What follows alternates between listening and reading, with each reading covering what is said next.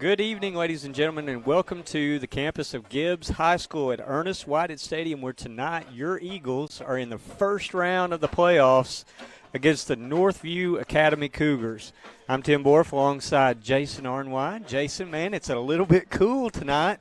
Good football weather, though, if you're a player, obviously. A little bit chilly for the fans. I think when you look on the broadcast tonight, you may see a little bit of an empty stadium on the other side, or at least it's pretty thin at the moment. They may roll in here for a few minutes on the away side, so maybe some of that weather's keeping some of the fans here. But on the Gibbs side, if you could see it, it's packed out and they're ready. Yeah, and all blankets in hand. You're right. It is, in such a, I guess it's East Tennessee for you. It's like shorts and T-shirt weather last Friday. And a week later, it's like, flirting with freezing. So, East Tennessee, I guess. Yep, so tonight, obviously, we weren't 100% sure last week at this time whether or not we would be on the air, but we are on the air. So be sure to share this broadcast, let everybody know that, hey, they're broadcasting the game if you want to check it out. There was a lot of things that we had to do this week to kind of get ready for that, and it did work out. So we're here at the first round. We're going to see what happens. Going against Northview, we're going to talk a little bit about them here in just a minute. We'll talk a little bit about how they did.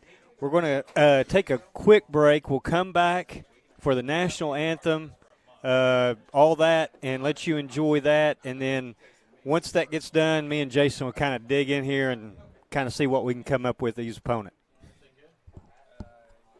Debbie and Eddie Perry with Perry Realty Group are customer-focused with positive energy and attitude to work hard and smart to help you find the property you're searching for or desire to sell. Perry Realty Group is located at 1302 Tazewell Pike in Corryton. Check them out online at perryrealtygroup.com or call them today at 865-309-5512 for your real estate needs. Avalon Landscaping is committed to the highest level of customer service and pride themselves on quality, professionalism, and expertise. To receive a free estimate on landscaping, irrigation, or property maintenance, please give them a call at 865-804-3170. Private Jessica Zirkle. I can zoom in on the ROTC if you want me to. Ladies and gentlemen, we invite you to stand for a moment of silence.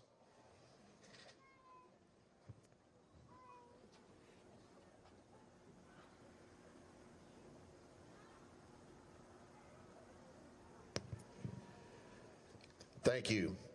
And now, ladies and gentlemen, please remain standing, and gentlemen, please remove your caps as the Gibbs High School Marching Eagle Band, under the direction of Mr. Thomas Bates, plays our national anthem.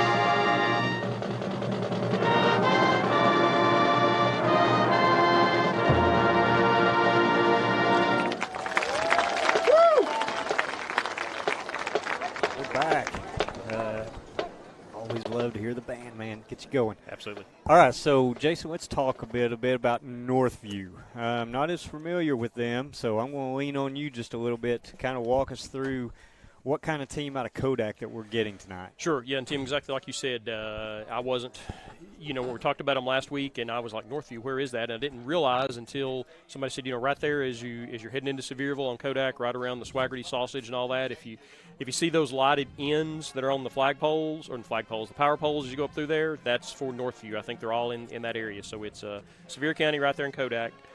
And like you said, Tim, it's not one we see very often. So we kind of look at some mutual opponents. Their overall record is 7-3. We're 8-2. Obviously, Gibbs is a 2 seed. They're a 3 seed. As far as mutual opponents this year, we both played Seymour. Northview did beat Seymour 28-21, but Gibbs played Seymour and we won 48-0. So, hopefully for Gibbs tonight, that's indicative of a good start for us. The other mutual one was Carter. They lost to Carter 36-19. And Gibbs playing Carter won 34-21. So again, kind of the, if you can judge anything off mutual opponents, looks like Gibbs has a little bit of an upper hand. Obviously, we're the 2 seed. We're at home. So, again, the reason we play on the field is paper is not always right. So. Well, another thing I think you got to take into consideration. I mean, I agree with you. Looking at those common opponents is a good indicator a little bit. Sometimes, though, it really boils down to what kind of team is that team against the run? What kind of team are they against the pass? Because, Gibbs is obviously going to run the ball a lot tonight. Last week was a big week for them on the ground. Absolutely. They had a huge fourth quarter against Fulton. They rushed for combined rushing 43 attempts for 380 yards last week, and that's just for high school anyway. That's big numbers, and so you expect Gibbs to come out here and also run the ball a lot tonight. But I think once you get to the playoffs, you got to have a little bit of balance. Sure. They're going to have to be able to obviously establish that run, but not be afraid to put the ball in the air if they have to. Yep, absolutely. And last week we saw, we talked a little bit about it last week, a new quarterback kind of rotated through some for us for Gibbs. See Gibbs starting to work their way down the hill, so when they come out, we'll be quiet. But, the number 15, Warren Axton, was a transfer from Alabama. Last week was the first time he was here and played for some. Shared some responsibilities. So, like you said, Tim, we expect to see him some more tonight. And we'll be quiet here as we got some pyrotechnics and some cool stuff going on. So we'll be quiet and let y'all watch the team come in here.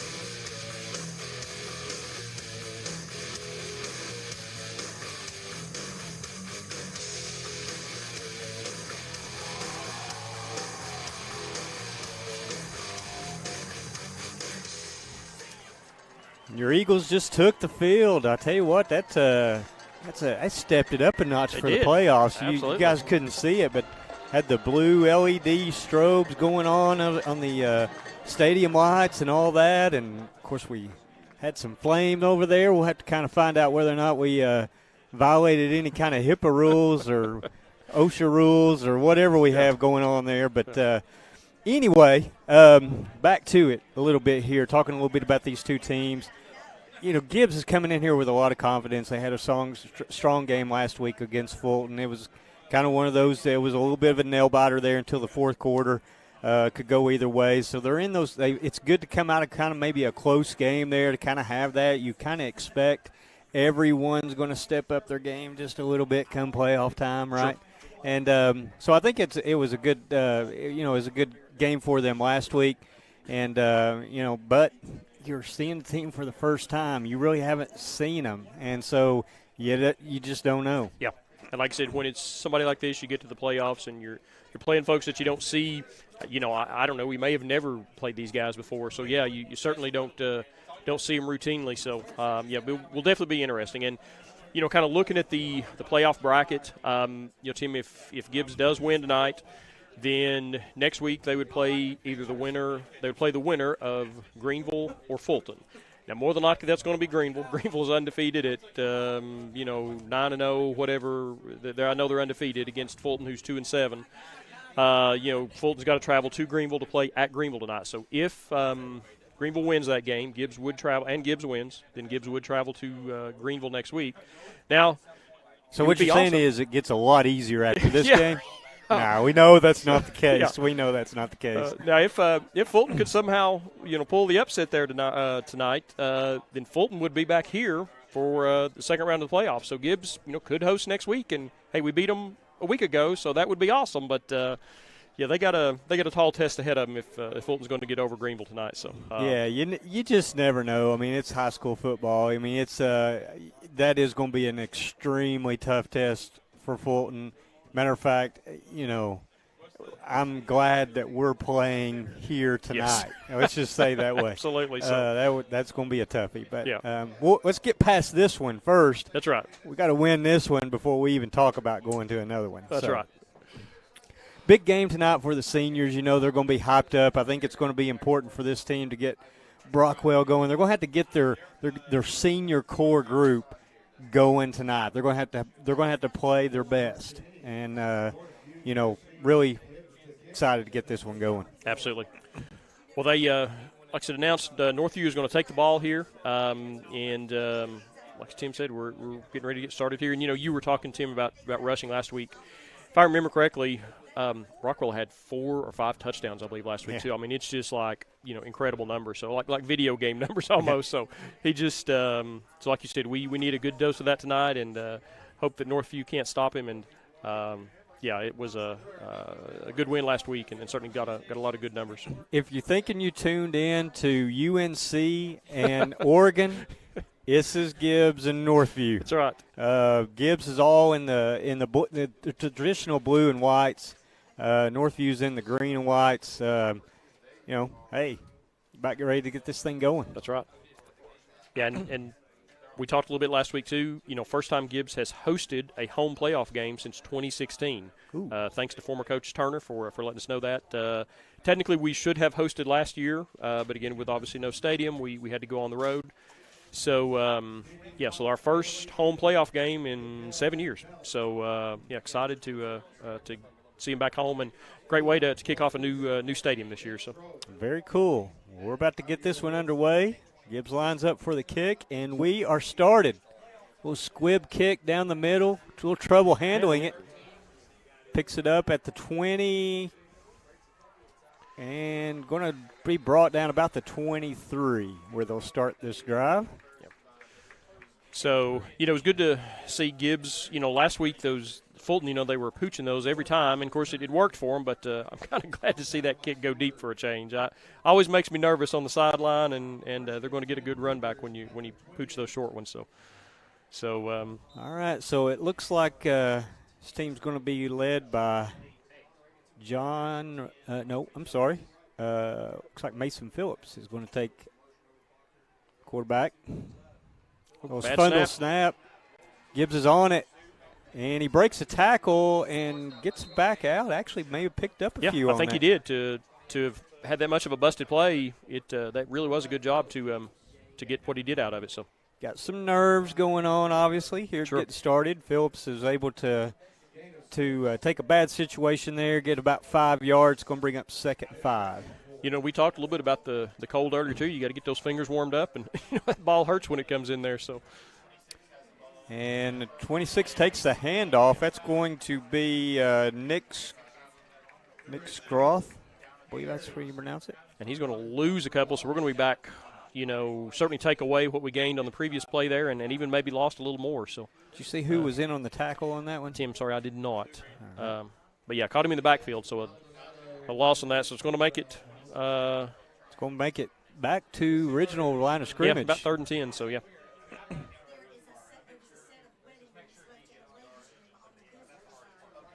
3rd and long here. Man in motion. Going to roll out to the left. Try to throw it back to the right. He's in the back. You're right. He's in the backfield. Launched it downfield. It's going to be out of bounds, though. good job by the defense there. Yeah, I tell you, Gibbs has been, honestly, on all three of those plays, Gibbs has been in the backfield. So we, I don't know if we're actually dialing up the pressure, if they just aren't able to stop us. But, yeah, all three of those plays, we were in the backfield putting heavy pressure on them. Obviously, it's what you wanted for Gibbs. You wanted a 3-and-out situation, so Northview brings on their punt team here. Looks like you got Brockwell and Allison in the back. All right. Okay, so he takes a bounce. Get away from the ball, boys. Yep. And it's going to be down there about the 38. So Gibbs is going to have good field position to start this first drive. Absolutely. If you're just joining us, you haven't missed much. There was a 3-and-out by Northview. Gibbs is about to take their first possession. Yep. So we'll see who comes out. Looks like Brackfield is going to come out and start at quarterback for Gibbs, number 3. Yeah, Maddox Brackfield. So, and like I said, expect to see Warren Axton tonight, but Brackfield is going to get the start.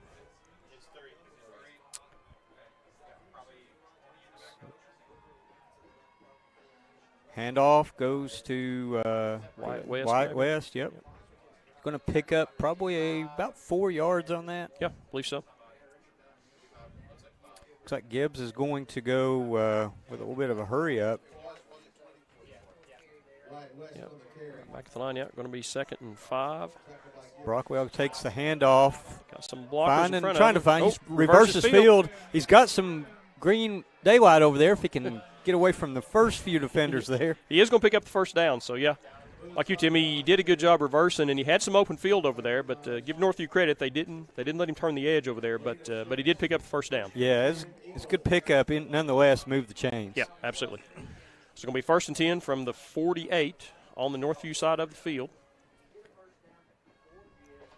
So a good pickup for Brockwell. Looks like we got Stack's situation receiver over here. It's going to go to Wyatt. Fakes a handoff. He's got the room up the middle. And he picks up the first down, about 16, 17 yards on that play. Move the chains again easily. And I think Northview was kind of late reacting, Tim, like you said, that we stacked 2 receivers over here. They only had 1 defensive back over and are a little late getting over, and that may have opened up the hole there. So Gibbs going hurry up here. Another handoff on the right side, breaks through for about 6 yards. Yep. Wyatt West again. So yeah, West is finding a lot of room over there. So. And this is what we talked about. We knew Gibbs was going to run it, but this is what you need to be able to pass later, make successful runs. We got that same formation, so I think you're going to see that first play again.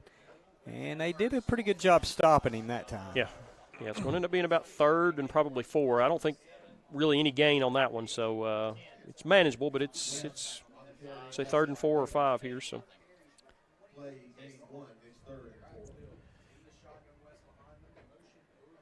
So looks like Gibbs is going to look to the sideline, see about changing the play up here. Got Brockwell and Wyatt West both in the backfield here. So plenty of time left on the play clock, down to 18 now. Yeah. Brockwell goes back up to in motion. Brockwell gets the handoff. He's going to cut it up. He's got some room, and he's going to go out of bounds about the 15 maybe. Yep. Pick up the first down easily, so. They're going to actually spot him, it looks like, at the 16. It will move the chains, though.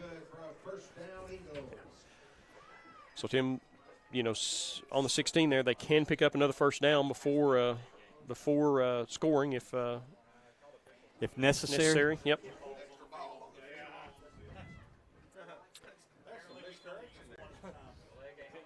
So, yeah, Gibbs able to move at will here so far, so it's a good start. Handoff goes to 25 there. That's going to be Brady Hughes. Yep, sorry. I saw the 2, and I just assumed it was West again. You're right, it was Brady Hughes. So.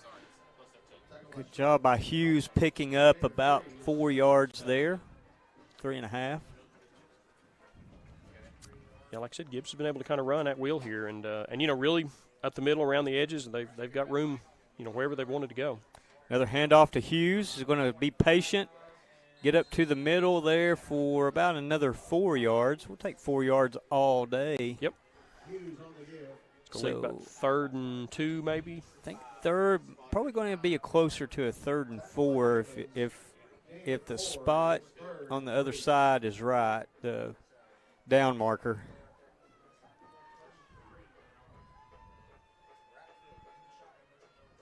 Going to pass, actually. Got a man in the end zone, and it's Didn't incomplete. hang on to it.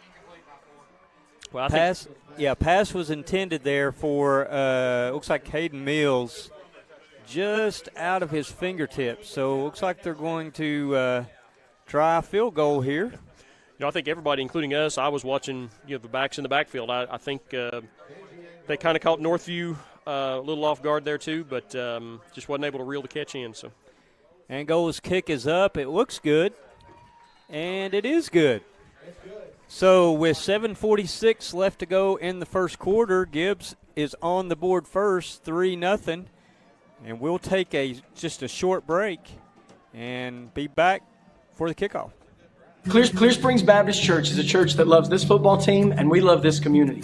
Hello, I'm Justin Pratt. While we take a quick break from this game, I want to invite you and your family to come visit us at Clear Springs Baptist Church. We hope to see you sometime soon.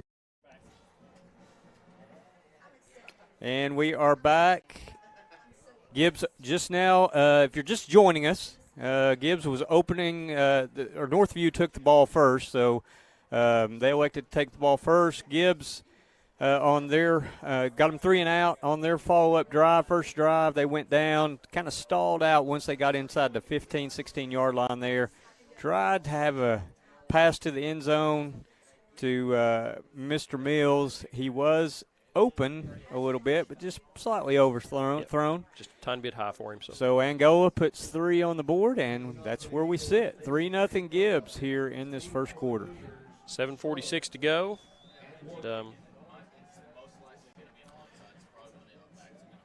And looking at the stats there, Gibbs had 52 yards, all rushes in that first drive. Like I said, we had the one pass. And he bobbled the snap again, and they're going to call it a – interesting. Okay. Yeah. I guess if it goes – that's one of them rules, I guess. Well, and I'm like you, but he came out, though, on his own. So that I'm like you, Tim. I was really surprised they blew that dead, unless it's because he fumbled it into the end zone. It may have been once the ball touches the ground in the end zone. It may be that's probably ball. what it was. Yep. Yeah. All right. I wish they'd let him come out because I'm pretty sure we were going to have better field. Gibbs is going to have him pinned back deeper, but exactly. So all right. So Northview's going to start the drive here at the 20. Handoff goes to 26. And maybe a 1 or 2 yard pickup there. Not much gain. So Gibbs' defense has been stout tonight so far. So Nick Schroth on the carry for that one. And Northview's had about the same setup here each time, so they don't have a whole lot of variation at the moment in their setup. Man of motion. Back to pass here, so. Well, pressure by the Eagles. He's scrambling. He's got a man and actually a good pass. We got a flag. Late flag. It is a first down for now, so we'll see what the flag is. It kind of came in late, Tim. I don't know if it's. It could have been a hold out there, but I don't know. Like you say, it was a little bit late. It looks like coaches are pointing back at Northview, so they're wanting to maybe back them up here. So offensive pass interference. Okay, all right. We'll take it. So I guess that's how he was open. So. Yep. So that one will come back, and that's going to bring up, if it's a 10-yard penalty, it's going to bring up a long situation here. On the offense, number 14, pass interference blocking downfield. It's half the distance to the goal, remains second down. Okay. Yeah, so that's going to back them up to about the 11-yard line, it looks like, where it's going to be to the 31 or about the 30 for a first down. So yeah, it's going to be about the second. It's going to be about second and the midway exit at the moment. Yeah, second and about 18, 19. So. Gibbs come pressure again. There was a hole back there. They didn't call it. Wide open. Yeah, wide open. And still going. He is going to be down. He breaks a tackle there and going to be tackled at the 10-yard line. Man, there was a hole back there around the quarterback. They missed it. And the result is a big play by Northview. We got a injured player for the Eagles. Yeah, Tim, like I said, he was wide open and only one guy, for Gibbs behind him, and he was not close, so he still had a lot of green space once he turned. So it looked like maybe he fell down on the Northview player, might have knocked the wind out of him. Yeah, he's getting up. Looks like coming off under his own power there, which is good. So so that's Hunter Carnes. And I think he's jogging off now. He's fine. I think just a little bit of a wind issue there. So we're all excited about 2nd and 19, and now it's 1st and goal. That's it's a big play. Yeah. No, not 1st and goal. I'm sorry. They got him. Now, where have they spotted him? They spotted him at the 10. Yeah, it looks like. So it looks like maybe just outside the 10. So it's not quite 1st and goal. So if you're Gibbs here, you still got to hold them. If you can at least force them to do a field goal here. Breaks initial tackle. He's going to maybe pick up about 4, it looks like. So it's going to be 4th and goal here for 2nd goal, you mean? 2nd goal, I'm sorry. I wish it was 4th and goal. Yeah. Hopefully it will be here in just a minute.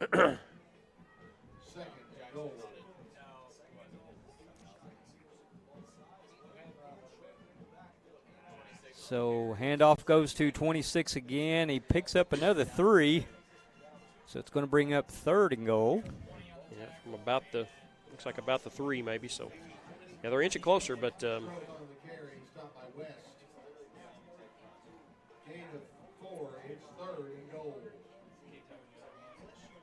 right, big play right here, Jason. Yeah, I agree. Yeah, if Gibbs could hold them here, that would be a big stop for Gibbs and a big win after giving up the big play. So, at least just get out of here with a tie and not 2nd goal. 2nd goal. I'm sorry. I wish it was. Of course, if you're Northview, hopefully it will be here in just a minute. Think about it on 4th down here if they get close. Yeah. So it is going to be no signal. Yep. No, there's a signal. It is touchdown. There's the signal. So Northview scores a touchdown. The Cougars are on the board. Yeah, Tim, and like I said, the complete opposite there. 3 and out on the first drive, and the one big play to let them march down and score. And Gibbs needs to come back and answer here. The encouraging thing is, Northview was not able to stop us on that drive. So you don't want to get in a shootout, but hopefully Gibbs can march down the field here and answer and take the lead back. I think if the extra point's good. I think one thing here, though, Jason, is Gibbs has actually done a great job up to this point, and they got beat by one big play. Yep. So you're going to maybe have those times where you get beat by a big play. You try not to let it happen again, and you force them. I think if we get in one of those situations where we're going to have to force them to methodically come down the field, so far in the first couple of possessions, they haven't shown that they can do that effectively. Sure. So giving up the big play is a big play, but hopefully you can kind of eliminate that going forward. I think eliminate any turnovers. So as long as those two things don't start happening, turn the ball over, giving up big plays, I think Gibbs is still going to be okay in this game. Yep, I agree. So, yeah, we looked good on our drive. And like you said, defense, other than the one play, was good. So, so Gibbs trailing 7-3 here, 5:18 to go, first quarter. So. All right, so you're right. Gibbs got to come back, try to answer here. Again, you just give up a big play. It's, forget about it. Move forward and try to put this thing in the end zone. Absolutely. So got Levi Allison and Boone Brockwell back deep to receive here. So kick off from the 40. Interesting that they kick. line up on that. No, sir, it's not Brady Hughes. That's Hunter Carnes.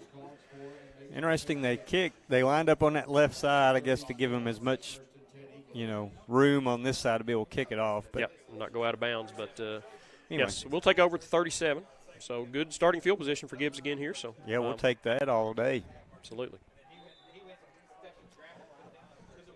So now we got the new quarterback in, Warren Axton, number 15, starting this series. High snap goes to Wyatt. Nothing there on that that play. Yep. Gibbs, as you said to him, still staying in kind of the hurry up. We're lining up to go again here quick. So, when you think about Axton, he's done a great job, but, literally a second week here to know the playbook and the calls coming in. I mean, he's had to get up to speed fast. So, yep. High snap again. And he's going to keep it. I think that was a little option, maybe hand it off if he wanted to the player coming across, yep. But he kept it, no gain. It's going to bring up 3rd and long. Tim, so everything we said is not working at all so far. We shouldn't have said it. So well, Gibbs is not. We got one more shot here, but we've not been moving the ball so far this drive. So back to pass. Rolls out to the right. And he's just going to go out of bounds. I'm not sure about that one. I guess he just didn't see anything, didn't want to take a chance on throwing an interception there. But that's not been what we've been seeing tonight. No. So might want to rip that playbook up or that series playbook up and go back to what we were kind of doing the first series there. Yeah, unless Northview's figured it out. So, but so it's going to be 4th and 11. Gibbs lined up to punt here, so Northview coming after it. But a little bit of lazy snap, but gets it out. And he's got a good move on that initial sprint, so he'll about a 10-yard return, I guess. They're going to have good field position, get started here. Yep. 4:04 left to go in this first quarter if you're just joining us. Yes, we're going to take over right at about the 40-yard line.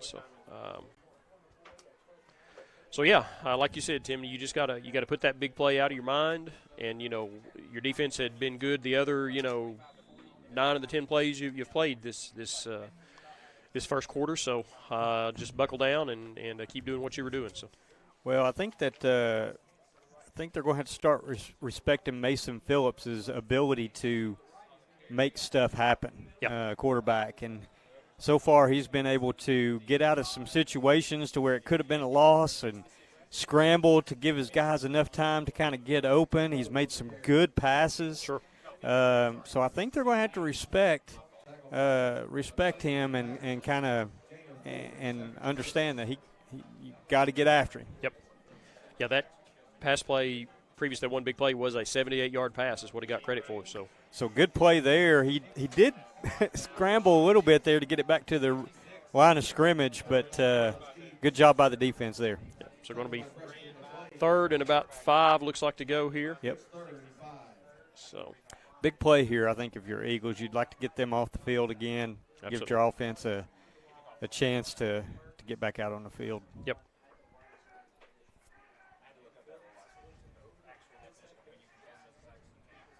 Plenty of time on the play clock here. Northview's getting the thing in 23 seconds left on the play clock.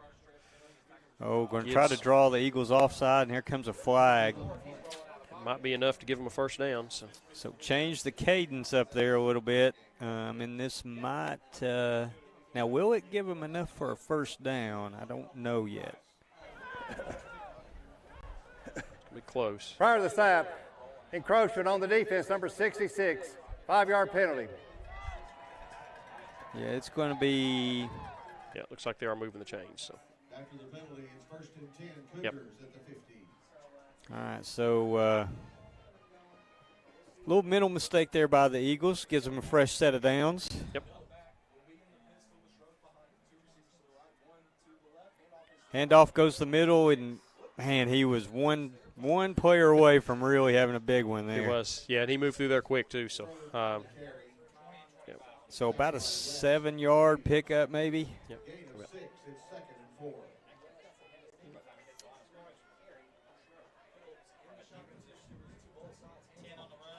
Handoff goes to number 10. He's a bull. Yeah.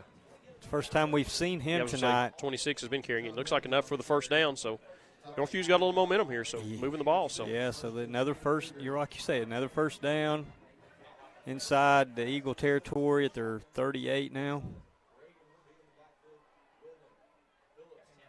Got a fumble and bounced right into number 10's hands. Yep.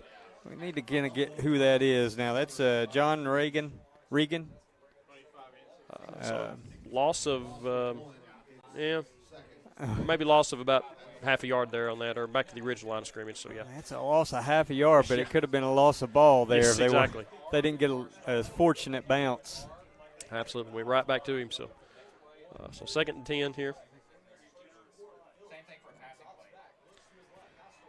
Gibbs has got pressure on him. He's trying to. I think he just threw that one away. Yeah, so, he's trying to create some space there, just nobody open. So it's going to bring up 3rd and long here for Northview. Tim, and like you said, give their quarterback credit. He's good at staying out of trouble back there. He just throws it away if there's nothing there, and he's going to be one that's probably going to be difficult to sack back there. He's elusive and able to either run or just throw the ball away. So, yeah, he's done a good job tonight. So 1:27 to go here in the first quarter. Gibbs trailing 3-7. So play action, scrambling again. He is got to be careful over there not to get a cheap penalty. And he's going to go out of bounds after a couple-yard pickup. So kind of in no man's land here. Be interested to see what Northview does. They bring on, looks like they're leaving their offense out there. Yep, I'll say that too long for a field goal, but punt's not going to gain you much. So, yeah, so it's going to be a long 4th and about 8 maybe. Yeah. So big play here. You don't want to mentally give up a 4th down and long type situation. So big play here for Gibbs. Oh, that's a false start. It's going to get a little bit longer, I think, Jason. Yep. You wonder if that changes their mindset. It could. Saw some new players come in. I don't know if there's a punter or if they're still. I think they're switching up personnel. Part of the snap, encroachment on the offense. Number 76, 5-yard penalty, remains 4th down. I think they're bringing in, switching up personnel now. Yep. They're going to go ahead and punt this one. Yep. So got a little payback for our encroachment earlier, so evened out. So Levi Allison and Boone Brockwell are deep for the Eagles. Got a late addition coming out on the field for the Eagles. That's actually their quarterback that punted, I believe, Tim. So he's a dual multi-purpose. Yeah. So this one goes out of bounds. Looks like they're walking it up to the 15-yard line. So yeah, still a good punt. So yeah.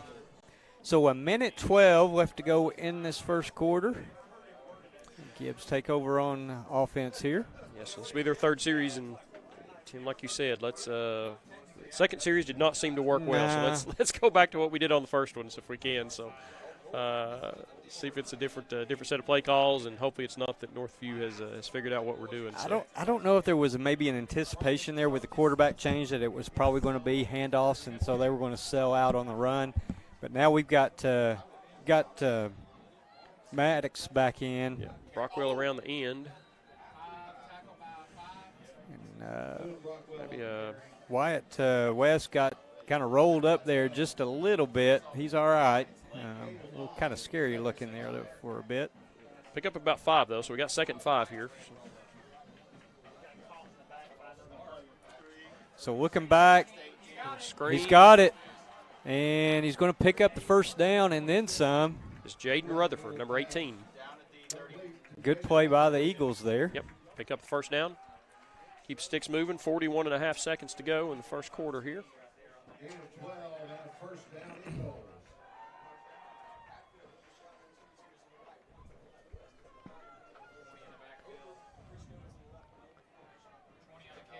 Handoff goes to West. Yeah, not much gain there so that time. So. No, maybe a yard, maybe.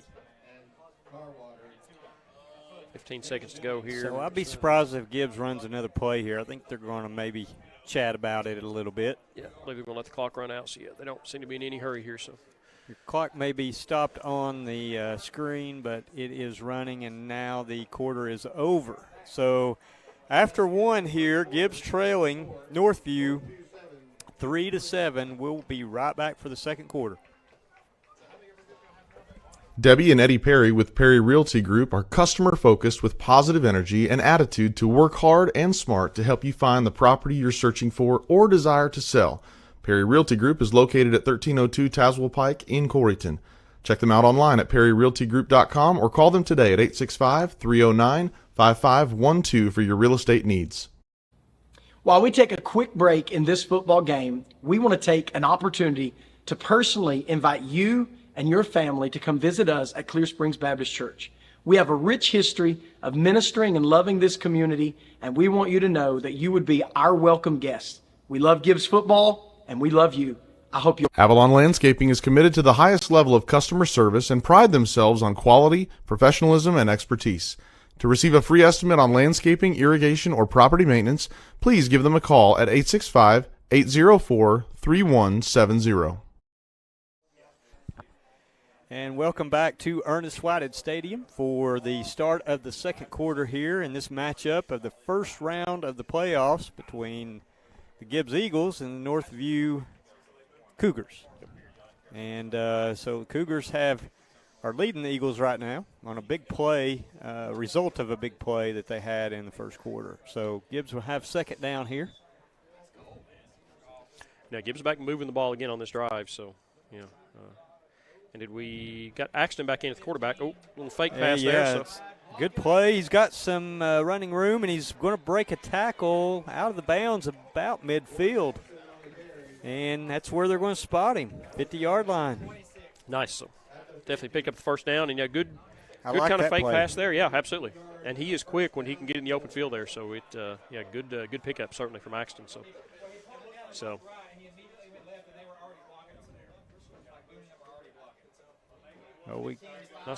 Man. That was a good pass. Just Brockwell dropped that one. Yeah, but I think he was thinking about the. He was running. he was running. He was thinking about the next move and the next cut, I believe. So pass was on target. He just couldn't reel it in. So, but that's one of those that you put in the memory bank and say, okay, it's there. We may have to go back to that one here down the road. Yep. Oh, I think I saw. No, I think we got a sideline warning against Gibbs. I saw a flag come out here in front of the Gibbs coaches, but I'm not sure what they're calling. Yep, sideline warning. Prior to the snap, it was a sideline warning against Gibbs. First warning of the game.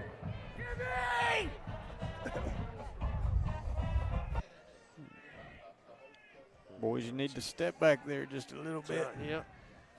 I guess they were just too close to being on the field. I don't know because, I didn't see anything drastic and they were right in front of us, but must have been a little bit too close on there. I think that's the most fired up I'd see Brent Gibson in a while. He's ready to light into lineman. Because Gibbs had a late guy coming on here, so. I don't think I'd want him mad at me. Yeah. 2nd and 10, so. Not a whole lot there. It's going to try to go up the middle. Just it was solid. Good play by the defense there. Had, and honestly, really fortunate to get what he did. He actually got hit a little bit even behind that. So it's going to be about 3rd and 10 here. And I'd like to welcome Bud Blake to the broadcast. I am here. Maybe you turn this momentum around a little bit. I did. It happened when I got here. I've been listening. You guys are doing a great job. I was able to listen to it as if on the radio. I was not watching my phone while I was driving. While you were driving. Action scrambling. Oh, that's a horse collar. Got to be a horse collar. How was that not a horse collar? Yeah. So he's going to end up losing on the play. So Gibbs is not going to come in to punt here because we're at 4th and about 15 now. So he might have had jersey, but it looked awful sketchy up here. Everybody else in the booth said horse collar at the same time. So, that's what we all thought up here. So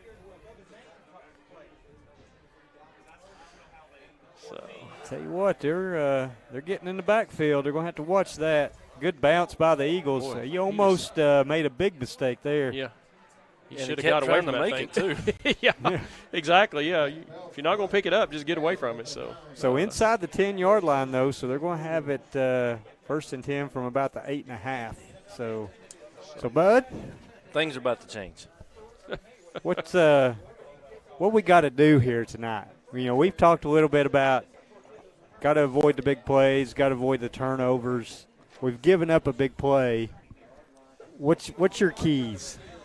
The same thing. When you listen to any football game, any announcers, they kind of get that Captain Obvious type stuff. Got to win the turnover battle, avoid the big plays. You're kind of like, you kidding me, right? But at the end of the day, you've got to dominate in the trenches. The line of scrimmage is where it starts every game, offense and defense. If you can win there, take over and wear them down as the game goes, and all the other things too, the big plays and the. I think too, you got to have your seniors step up when it's time to step up. You know. You do, and you've got some guys that have been there before. Last year it seemed like every game was a big game because of the no stadium tour, and it was to a sense. A lot of high-scoring games last year, and so these guys have been there, done that, got the T-shirt. It's time to show it, and I think you'll see them kind of settle down here. Decent game from Northview there, but they're nothing to shake a stick at. They're a 3 seed, come from a region that's got a division that's got Elizabethton and Greenville in it. Yeah. So you've got a high-quality opponent here. Sure. Yeah, we talked about that a little bit where even though those games were not real close, they've seen them. Yeah. They've been up against them, and it wasn't an embarrassing type loss. It was just it was a loss, but like you say, they're a solid team. Mm-hmm. So they do pick up the first down there, and kid's got a good first step there. What we've noticed about quarterback is he's good about eluding enough to try to make something happen. Mm-hmm. Whether it be throwing it downfield, maybe turning something that would have been a loss, maybe a few yards out of it. And so when you've got somebody like that, man, it's a big asset. Yeah, I think he's going to be tough to sack tonight. He, like I said, either gets out of it or smart enough to throw it away out of bounds and get outside the tackle box and avoid the grounding. So, so 2nd and 6 here. Well covered by the Eagles there. And he's going to be close to a first down. Depends on where they spot him at. Yeah, look like Cash Mount run him out over there a couple yards shy. Yep. Well covered in the secondary, though. That's Gibbs gave him nowhere to go. So big third down here for the Eagles. Seems like every third down is big. Yeah, you'd like to get them off the field here, though, and get good field position back for Gibbs. So, 3rd and 2, so 8:46 to go here. And in the back, he's going to be sacked. Yeah, I think that was a design sneak that just he wasn't able to snuck. Yeah, just blew up. I think that's 58, maybe. Braylon Henderson, maybe. I think so. Yeah, so big sack right there. Absolutely. You're going to get the football back here with plenty of time left in this half, and you got to remember that. So my understanding from listening, it was Northview's choice to take the ball in the first half, right? They won the toss and chose to do that. So if you're Gibbs here, you want to put points on the board, and great kick. Yeah, great kick, good field position. But you're going to get the ball to start the second half. So if you can put yourself in a winning position here to at least not give nothing else up, or give anything else up, I should say. Yes, Gibbs is going to take over about the 36 here. So good field position again for Gibbs. And, had some momentum in that last drive, just kind of stalled at the end on us. So, I want to thank everybody listening tonight. Pretty good crowd there tuning in. Crowd is off at the stadium a little bit tonight. There was a lot more parking out there than what there normally is. And coming in this stage of the game, the stands just looked a little less full than they normally are. I don't know if this cold weather maybe has got some folks staying home. Boone making something out of nothing, really. That's a 27-yard, 3-yard game. That's what that is.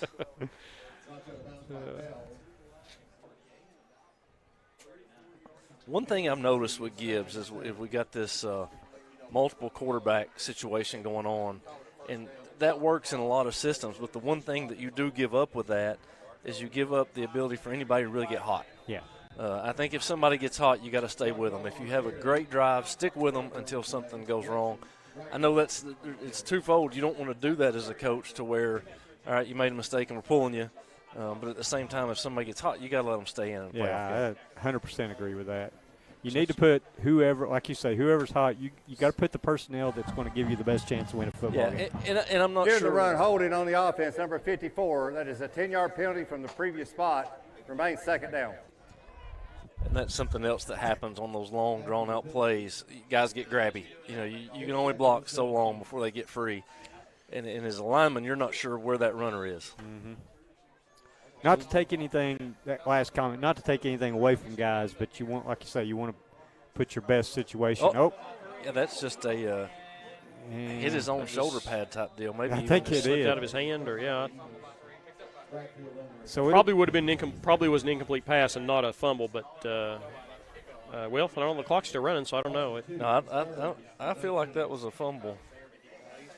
So 3rd and about Douglas Lake. Yeah, the ball 19, I believe they say so. The ball never came forward. I don't know if he hit his helmet going back to throw or what. That was an odd little sequence there. Yeah. A handoff, going to try to just get a few yards, but not a whole lot there either. So. Yeah, so at this point, you're just looking for a flip the field position. I'll tell you what's killing me, though. I watch a lot of UT football, and then I watch Gibbs football. Those are the two that I watch. And I want to see that ambidextrous punter out there going this way or that, kicking it left-footed, right-footed. Yeah. It's like, oh, no, we're back at Gibbs. Yeah, the ball's taking a little bit of time to get back there, and they're getting there close. Good kick there. Good one, yeah. Yeah, great. They did not take a fair catch, so. And he's still moving. Won't turn the corner, so. Oh, wow. Big shoestring tackle there. Was that 10? Yeah. So that was Reed Daniel. Reed Daniel prevented a possible touchdown on that one. He didn't have but a couple guys to beat and 4 or 5 blockers in front of him, so absolutely a touchdown-saving tackle. There is a flag. Yeah, here, we so might have a block in the back here. We'll see. Kind of hoping if you're a Gibbs fan, right? Yeah. Maybe a hold. That's maybe how you turn the corner. During the return holding, number 4 on the return team, 10-yard penalty from the spot of the foul. It'll be first down. So that negates that big run back. And, again, that's probably why he was open and able to turn the corner. And, so, and a spot foul, that's gonna really flip that field position. Yep, absolutely. But you were talking about it, that is a spot foul there. But, I think a couple weeks ago, Pastor Justin shared, and I even talked to him at church the other night, or trunk or treat or something. We were talking about that, and he said, yeah, that's one of the changes for high school this year is if it's a holding penalty on just a regular play, it's from the line of scrimmage, not from the spot of the foul. So if you get a guy holding 5 yards in the backfield and then you add 10, it could be just a killer for high school kids. So he said that's one of the changes they've had this year. So handoff goes to 26. He's going to pick up about 3 maybe. Yeah, looks like they're giving him credit for about 4. 2nd and 6, Northview kind of going hurry up here as well. So 55's Good got job him in the there. backfield. Number 55 with the tackle. That's Luke Tidwell. Luke Tidwell. Getting back, looks like about 3rd and 8 now. So got to commend the camera guys tonight. This is good coverage right here. Absolutely. I was noticing that on the driving in. I thought you said you weren't watching. It sounded good anyway. Yeah, that's what I meant. The Y'all cameras sounded great. The cameras sounded good. Sounded very clear and good angles. We do miss, unfortunately, we not able to have copper shots tonight, so it looks like somebody called a timeout. So. Timeout, Northview Academy. First charge timeout of the first half. All right, so we'll take a little break, but we won't go anywhere. We're going to let Jason give us some rundown on the folks that make this stuff happen. Actually, tell you what, Bud, you're good at that. You want to hit sponsors for us? Listen, we got the Perry Real Estate Group, Eddie and Debbie Perry, customer-focused, positive energy. You guys seen the ads on them tonight. They're awesome people. We go to church with them. Staying in realty real quick, we're going to step down with Brittany Gibson, alumni of Gibbs. She's with Whited and Associates Realty. You can give her a call. And we've got Avalon Landscaping, been with us for like the umpteenth year now, I guess. Not just lawn maintenance, but irrigation, property maintenance, all that. Plumbing Authority, your go-to if you need any plumbing issues resolved. Knoxville Dragway has an event tomorrow, so if you don't want to watch the game, there's some great fun to be had up at Knoxville Dragway. Patterson Trucking, been with us forever, and Waffle House. Waffle House. And, of course, Copter Shots. You guys get to see their views here most weeks. We appreciate all those folks. Like I said, yeah, Copper Shot's not able to be with us tonight, but appreciate what they've done for the season. So that's a little screen over the middle. He's got grass. He's going to pick up the first down, definitely. He's a load. Don't throw him down. Don't throw him down there. Yeah, I believe that was Chase Norman maybe on the tackle. So another big play by Northview. Yeah. So all the things we said shouldn't happen are happening. Yeah, That's right. But you said it's going to change when you got here, so it's yeah, it's not. I say stuff like that. 60% of the time it works. 30% of the time. Was it what Uncle Si said on Duck Dynasty? 90% of my stories are true, or something like that. Handoff goes to 26, and he's got a lot of room up the middle, big hole. Pick up the first down, move the chains again. So.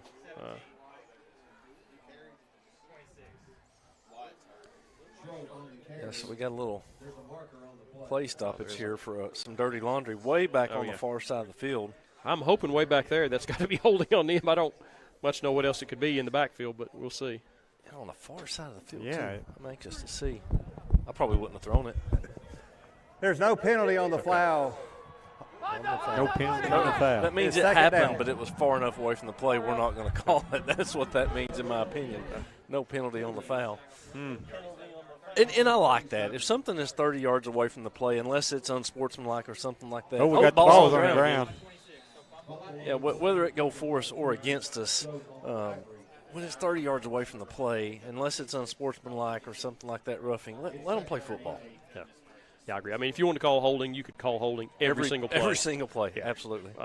So I just think it was interesting how he put that. There's no No penalty flag on the foul. Yeah. I bet he wishes he'd worded it different, but he said what he meant. pass. And he's got the man. Oh man, that should have been picked off. Sleeping on that one right there was Kaysen Beach. He was watching the quarterback's eyes, and just right there it looked to be open, and that should have been picked off. Yeah, you know, they had a man open there. Obviously, the quarterback overthrew him, but, you know, the Northview did have a guy open there. So, but like I said, but very close for Beach to pick that off. Kaysen was just watching that one from behind, just kind of just sneaking up on it, all ninja-like. So 3rd and 9 here, and this portion of the field, they went for it on 4th down here earlier if they don't pick this up. So quarterback rolls out, and he's got a man, and he's saying he caught it. Yep. Great route. That was a little stutter route. Runs as hard as he can, gives a little stop, and then go. Yes, they are going to move the chains, pick up the 1st down here. So 4:28 to go. You ever wonder what it sounds like if you're listening to a football game and you don't know football? It's like, where are these chains? They keep moving. Because a lot of times you don't see them on camera. That's a good point. Design draw. Yep, and he's going to pick up about 7 or 8 on that one, I think. There is a got flag. a flag. Down, yep. Gibbs got some hands on their hips, not feeling it right now. I think their momentum is down a little bit. Not going the way they anticipated. And I think as a team, it goes back to what you're talking about with the seniors. You got to rise above that. Yeah. Somebody's got to give the rally call. Somebody's got to slap some hats. Somebody's got to get loud. Somebody's got to get everybody back in it. And if I was 18 again, I'd want to be that somebody. Fortunately, I'm not. But. On the offense, illegal formation, 5 players in the backfield, 5-yard penalty, previous spot, remains 1st down. Well, I mean, I think it's too, if this is a win or go home. And so, as a senior, this is your last shot if you don't get it going. Yep. And that should be motivation enough to say, hey, we ain't done yet. Sure. Each side of the ball, typically on any team, you've got a leader. You've got the vocal guy. And if you're that guy, this is your time. It's your time to shine. And So 1st and 15 here. Going to be bottled up there. And falling forward 2 or 3. Pretty good defense there by the Eagles on that play. I'm getting texts from people like, "What's the trivia question?" It's so cute. They're wanting a heads up. It's cute that they think I have it before I get here. It's like I literally make this up during halftime. I mean, look it up during halftime. That's right, yeah. That's funny. So 2nd and 13. I have no idea what the question is yet. Back to pass. Oh, yeah, good. And I think just maybe Wes putting his hand up just enough. West was there. Him. He was out of position just a little bit. The play was there, but it should have been thrown just a little deeper. But great job by West getting in there, and I believe that was West. I think it was. and Chase Norman, I noticed kind of, acting like a spy on that play too. Norman was rolling out wherever the quarterback went in case he did decide to tuck it and run. Yeah, that may have been Maldonado there on that play.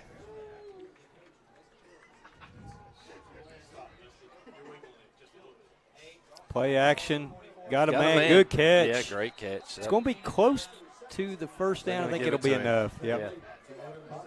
Yep, they're moving the chains. So if you're Gibbs at this point, there's 3:37. It's time to buckle down. Yeah. 3:37 left to go in this quarter. You do get the ball to start the second half, but yeah, you don't want to go into halftime though down 14-3. So yeah, you'd love to hold them at least to a field goal here. So.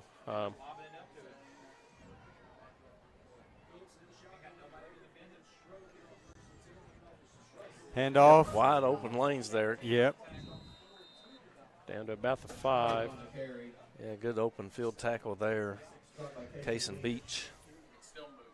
Tell you what, though, year over year we watch these games and you call kind of the same names. You've got the ones that are getting the most touchdowns and most yards, and what's awesome to me is every year I think, man, this kid's gone. Andy Hibbett's gone. Ethan is gone. Ethan Humphreys is gone. Eli Hubbs. So Eli Hubbs. And I think, man, and there's somebody new emerges every year. Oh, yeah. And you've got somebody else, I'm hoping that we get another Benji Angola because that's not one I'm looking forward to losing, and kickers are hard to replace at this level. Yeah. But that's the fun part of it for me is figuring out who the new guy that kind of rises to the top is each year.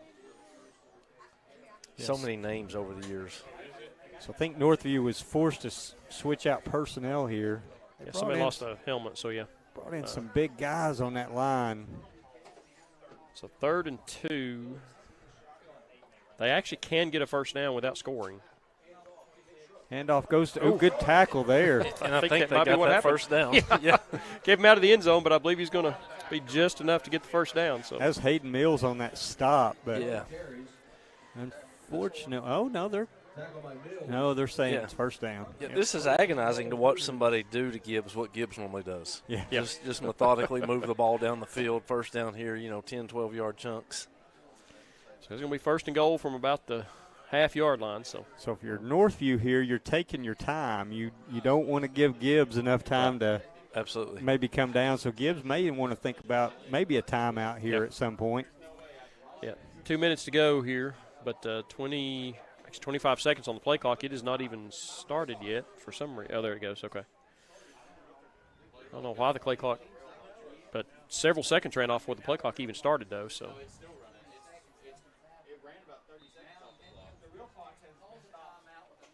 I'm not sure what is. Yeah, it looks like Northview intending to bleed some clock there, and I don't know what happened. If maybe the clock on the field might have been different than what the ref had. So they timeout, Northview Academy. First charge timeout of the first half. Yeah, I think Coach Turner is having that conversation with the ref right now about the clock. So, yeah, because the play clock. I'm sorry, the scoreboard clock kept running, but the play clock was not running. So the timeout was called on the field with time still left on the play clock, which leads me to believe he's standing there with the ref. Let me know when we're down to 1. Yeah. And the clock on the field must have been off. I see what you're saying, but yeah, the play clock that we could see was not correct, and he was waiting to let the. I don't think it matters, but I think that was their second timeout. That is the second charge timeout for Northview Academy. Yeah. So I heard a name earlier as I was just pulling in, Jaden Rutherford. That's a guy that I think Gibbs would like to see get the ball. Mm-hmm. Not touched it a lot this year. Had one touchdown pass early in the season, I think, against Halls. And it's just with that lack of passing game, him playing at the wide receiver spot. You've got some athletes on that outside edge. It's just a matter of getting the ball to them. Hayden Mills, Jaden Rutherford, both of those guys can do some things when they get the ball in their hands. Yeah, but while we've got a stoppage here, we'll talk a little bit about some stats. Northview dominating the first half. Total yards so far in the first half, Gibbs has 84 to 213 for Northview. Gibbs' passing yards are 12 with Northview's 146. Rushing, Gibbs has 72 yards rushing and Northview has 67. So a couple of big pass plays, really are the difference in that yardage and really the difference on the scoreboard, so for Northview. Thank you, Jason. So we want to reverse that, everything you just said. Yeah. Turn it around the other way. The other way, yeah. It was that way quite a bit last week, so, yeah.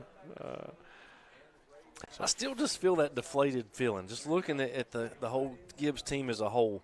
I think that Gibbs, if they can have some kind of something just to shift that momentum, it'll change the whole complexion of this game from here on out. I mean, when you look at the sideline as they take the handoff, stop. I don't think he made it. No, they're signaling touchdown. So yeah, that's touchdown Northview for their second touchdown of the game. But you're at this stage of the game when you look down the sideline. We got players huddled up, 2 or 3 talking, these 2 talking, and I don't feel like they're talking about the game. Yeah. At some point, everybody on the field's got to get wrapped up, got to get emotionally involved, and want this thing. Right now, it kind of seems like Northview wants it just a little bit more. Yep. Kick is up, and it is good. good. And you're going to get a flag for just annihilating the kicker right there, which is going to hopefully be enforced on the kickoff. I think it was Lane Patterson just kind of frustration gave him what for as he got through the middle there. Coach going to talk to him on that, like, what's up, Bubba? Well, I think it's going to be important for Coach to have that halftime speech to get these guys motivated. They've got a minute and 45 seconds, and we've seen Gibbs score quickly at times. Yeah. So, and all 3 timeouts. So yeah, we're going to get the call here of how. Here in the try, personal foul, roughing the kicker on number 50 on the defense. That penalty, 15 yards, will be assessed on the kickoff. Yeah, so not a major penalty there here. In another situation, that one would have hurt you a lot worse, but you're probably going to likely take a touchback here and be done with it. Of course, and who knows what they'll do here. Northview did pooch it earlier. They wind up on one side, kind of pooched it about down here to the 40-yard line. So it'd be interested to see what they do here. If they could get a turnover, then they'd obviously have it pretty deep here. And if it doesn't work out, then they're not giving up a whole lot. So we could see something from them here if we're not careful.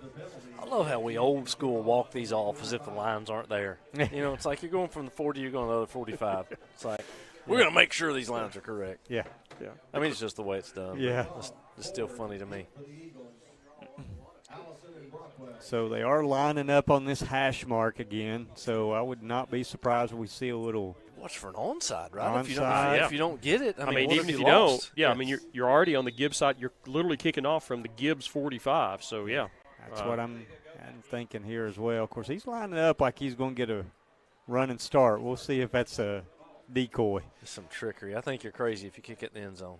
Yeah, I'd probably try the onside, but I'm like you. No, wow. I'm kicking the end zone. Wow. He's crazy then.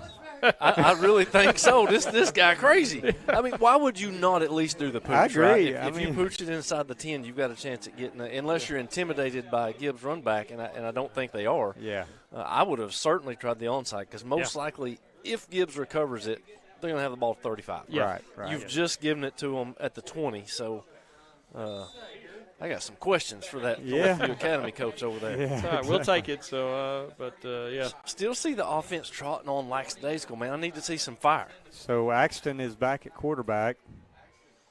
Back to pass. He's got a man open across the middle. Hayden Mills was wide open. And face mask there? You've got to throw that sooner. And he's being pushed out of bounds here. Yeah. Yes, and I'm guessing he didn't see it, but even at this level, as the receiver's coming open, you got to throw the ball. You can't wait until he has 10 yards around him. Right. You've got to release that early and just trust in what you see is happening. Yep. I almost thought there was a face mask there, and I saw the Gibbs coaches jump up and down, so I think the ref may have missed a face mask there as he came around. But back to pass again. So yeah, Brockwell was good open. fake there. Yeah. So, why did? Yeah, he's gonna have the first down, but you gotta. Did he fall forward I think purposely, or did he just fall? No, I think he just fell. Because he still had some green ahead of him. So, but got the first down regardless. So, we'll take it. Back to pass, wide open, just a little bit short. Yeah, a little bit underthrown. Missed that throw. One hopped it. So, that was John Caldwell, I believe. We'll see who that was intended for, but the pass was just a little short, so nothing Caldwell could do there. So it does stop the clock, though. So 1:13 to go. So second and 10. The over the middle stuff is wide open. Going to drop back to pass again. He's got there Hayden you go, Mills. over the middle. Bud, you called it. He's trying to get to the sideline, I think. Of course, the clock will stop with the first down, but Prophet Blake on that one. Mm-hmm. It's been there all. He's just not seeing it quick enough. Now, if you're Gibbs, you've got 3 timeouts here. So the whole playbook is open. Right. Yeah. Run the ball, do whatever. 58 seconds to go here.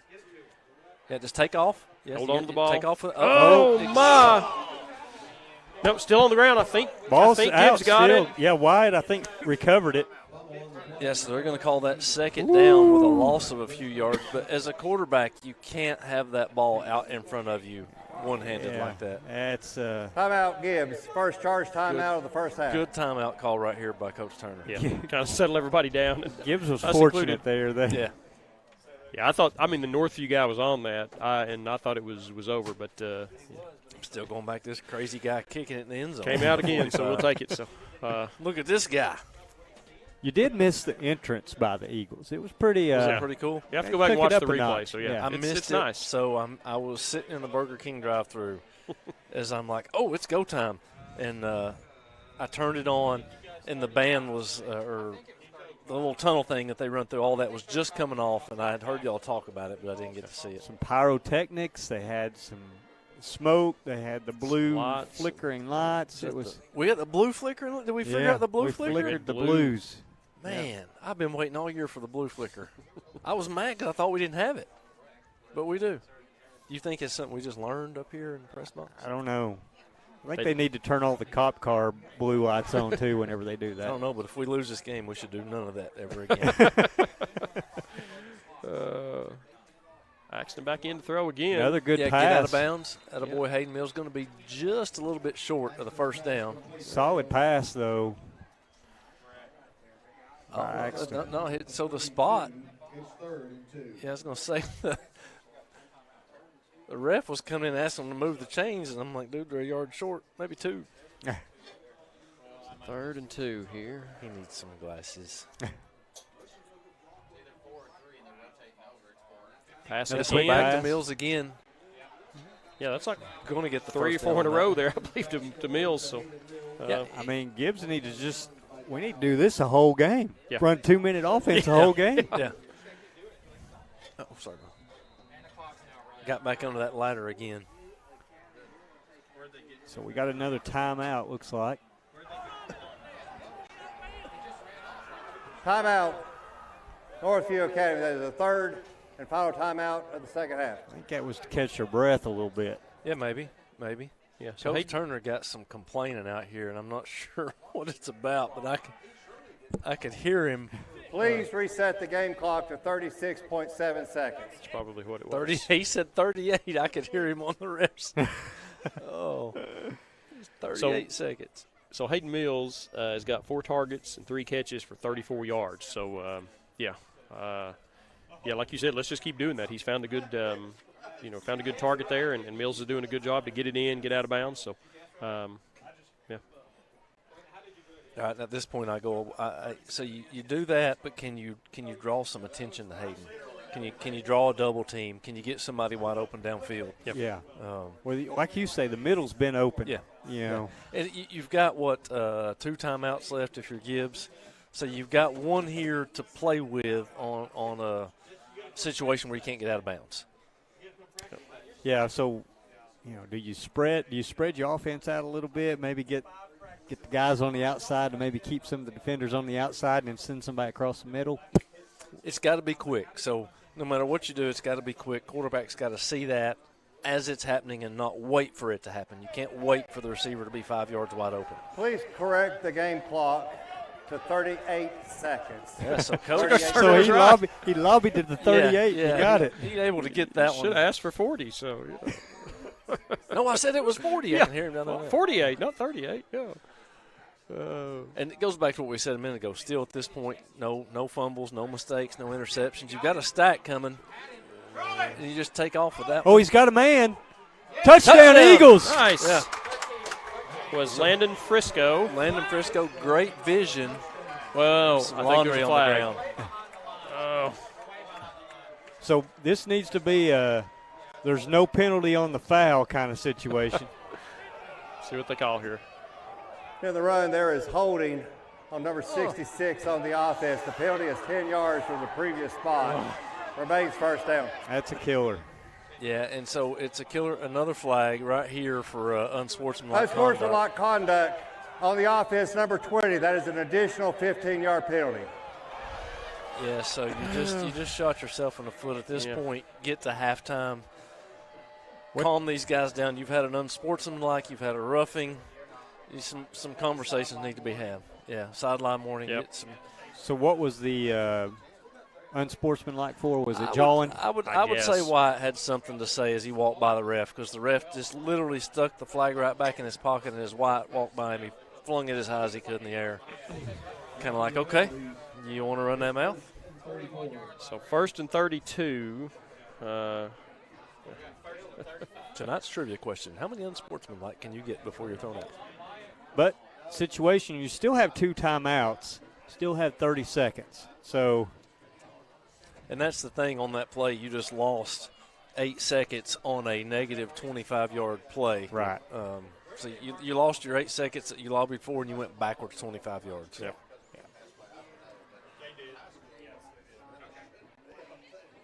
And I'm just here to tell you, as if I'm a coach,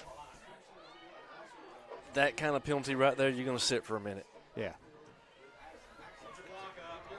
Pass again. It's going to be a little bit. Mills falls down. I don't think he was ready for the pass right there. No, and I believe it might have been just a tiny bit short too. So the tough thing too is when you're scrambling like that, that just kind of opens up, because you're running away from guys, and there's that tendency for those linemen to want to grab a jersey. Yeah. Yep. But it's a beautiful pass to downfield. I mean, on target, wide open. So he's going to be sacked. Oh, no, he's able right to out of it. Still on his feet. It's 3, 4. This one's going to get him finally. Yeah. So now forward progress should take him up there around the 41. It looks like actually 39. Oh my! And they're going to call us another flag on the Gibbs sideline. Well, these refs are just not liking Gibbs tonight. And if we're doing things wrong, I'm not saying anything, but our sideline looks a little frustrated. So it's not going to be. I tell you this: these are not refs from this area. So when they assign them the playoffs, they go to a different area than where they're normally at.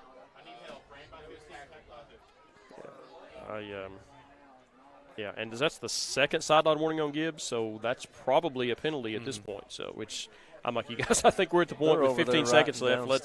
They forgot how much they wrote down. Let's just kneel and call After it the half. play, unsportsmanlike conduct on the offense. 15-yard penalty. You're about to get it'll another be third one. down. Yeah. Maybe it wasn't the sideline. They threw the flag right in front of the sideline, and I saw the Gibbs coaches kind of throw their hands up, so I assumed it was another sideline warning. But seeing he never gave us a number, so I actually don't know. Okay. Somebody here said that one of the Gibbs coaches threw his cap down and the ref threw a flag on it. So, So Coach Turner wanting an explanation. Probably going to get another one here. At this point, I don't think it matters. No. Timeout knocks Gibbs. That is the second charge timeout of the first half. yeah, he's pointing to the sideline. So, If it's on a coach throwing his hat, that's a little if he throws it at you, maybe, but a coach throwing his hat on the ground, I can't think of any league ever that they can't throw their hat. Spurrier used to throw his visor all the time, right, for Florida? I used to throw my hat in Little League when I coached the boys. I mean, it was just it's emotion. Like I said, if you're throwing it at the ref, that's one thing. Yeah, but absolutely. But I don't know that you should. Or if you threw it even onto the field, but I Coach did not Turner's see that, giving so. he's giving the referee a little demonstration and a little earful over here. Yeah. I think he's pleading his case that he threw it back on the sideline. He didn't throw it out on the field of play. So how can he be penalized for just the action if he did not delay the game, if he didn't do any of that? So he's pleading his case pretty hard right now. Yeah. So at 3rd and 34, actually no, it's 3rd and 53 now. 53, so there we go. Okay. I think that's the first time in a long time I've seen that. 3rd and 53. So Can we need to store this right here? What was the longest third down Gibbs ever had? That's going to be a trivia question. I'm putting that in my phone right now. Today's date, the game. So I'm going to say hand it off up the middle. And so you can tell there's timeouts. So there's a lot of emotion. There's a lot of frustration. Gibbs has got to come out of the second half and say, you know what, things are not going our way, maybe on the calls, and we're kind of getting, getting a little shaft here maybe, but we need to come out here and play some football. Yep. So we're just going to hand it off. I think they've kind of conceded at this moment. I think you've got to concede just to let this happen. Let's talk about some things. No matter how frustrated you are as a coach, you can't let that show. You've got to go in here and get your guys fired up and get them calmed down at the same time. We've got to turn that from frustration to hype. Yeah. Get them pumped up. And give Northview credit. I mean, they've outplayed us here after those first couple of drives. They've looked good. So, so Gibbs definitely needs to turn it around after halftime here. So. All right, well, we're going to take a quick break here, and then we'll come back with the bands, show you the bands like we usually, as our customary, do, and let you enjoy the halftime festivities. So don't go anywhere. We'll be right back. Hello, parents. Do your kids love candy and fun, games? If they do, we want to invite you out to Clear Springs Baptist Church to our kids ministry. I'm Pastor Jamie. On Sunday morning, we're going to have something for all ages, from 0 all the way up to 5th grade. We meet at nursery, we meet at Little's Church, we'll meet in kids' church, and we want you to be a part of it. Also, on Wednesday, we have our Teamkin program, and we meet from 0 all the way up to 5th grade as well. They'll memorize Bible verses, they'll teach a Bible lesson, and it's a lot of fun. We hope to see you soon. Family of faith are 3 words that truly describe the wonderful relationships we share at Clear Springs. We want you and your family to come and feel at home and be part of our community. At Clear Springs, you're surrounded by a caring, loving community who will help you and your family grow, sharing the good times, but also helping you shoulder the tough times. We strive to reach out to people, create forever friendships, and share the love of Jesus with those around us. Whether you are a large family or a family of one, we invite you to be a part of our family at Clear Springs. We hope that you will visit us soon. For more information, visit our website at clearspringsbaptist.net. I've got a question for you. Do you like having fun? Do you like playing games?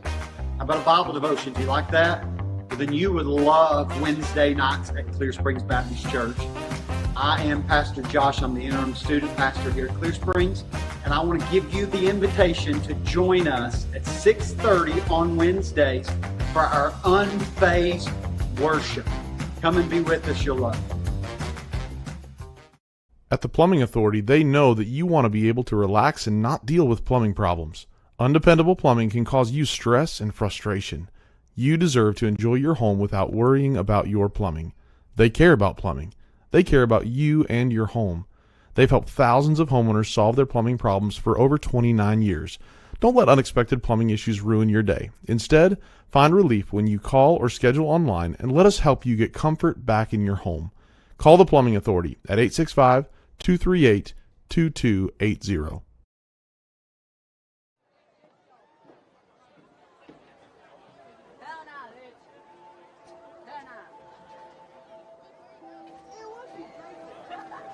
Greetings. My name is Erin Andrews. I'm a flight operations engineer with the National Aeronautics and Space Administration, better known as NASA. In 1969, we achieved the greatest feat mankind has ever known by putting a man on the moon and securing a victory for America in the worldwide space race. The moon landing united the country with a sense of insurmountable pride. Drum majors, Jordan Maples and Mackenzie Holt. Is your band ready?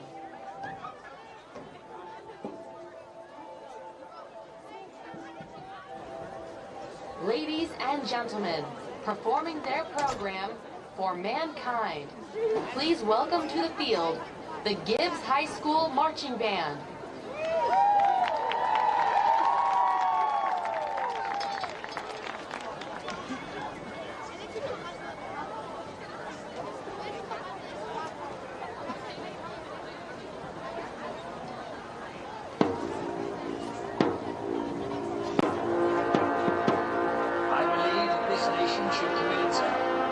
Achieving the goal before this decade is out.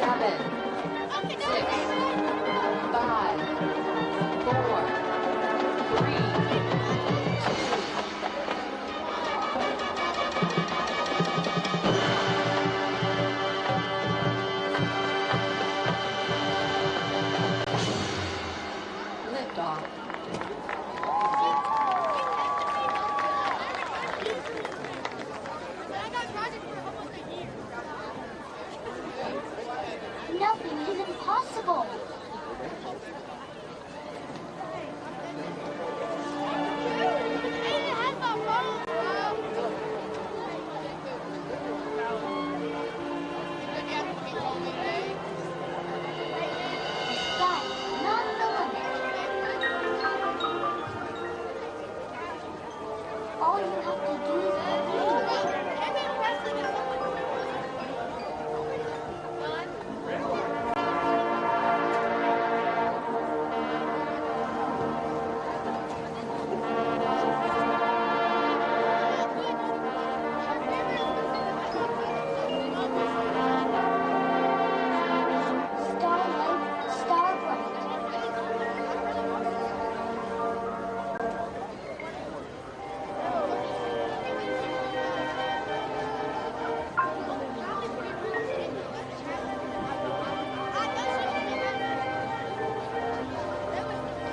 hold your breath, count to 3, make a wish.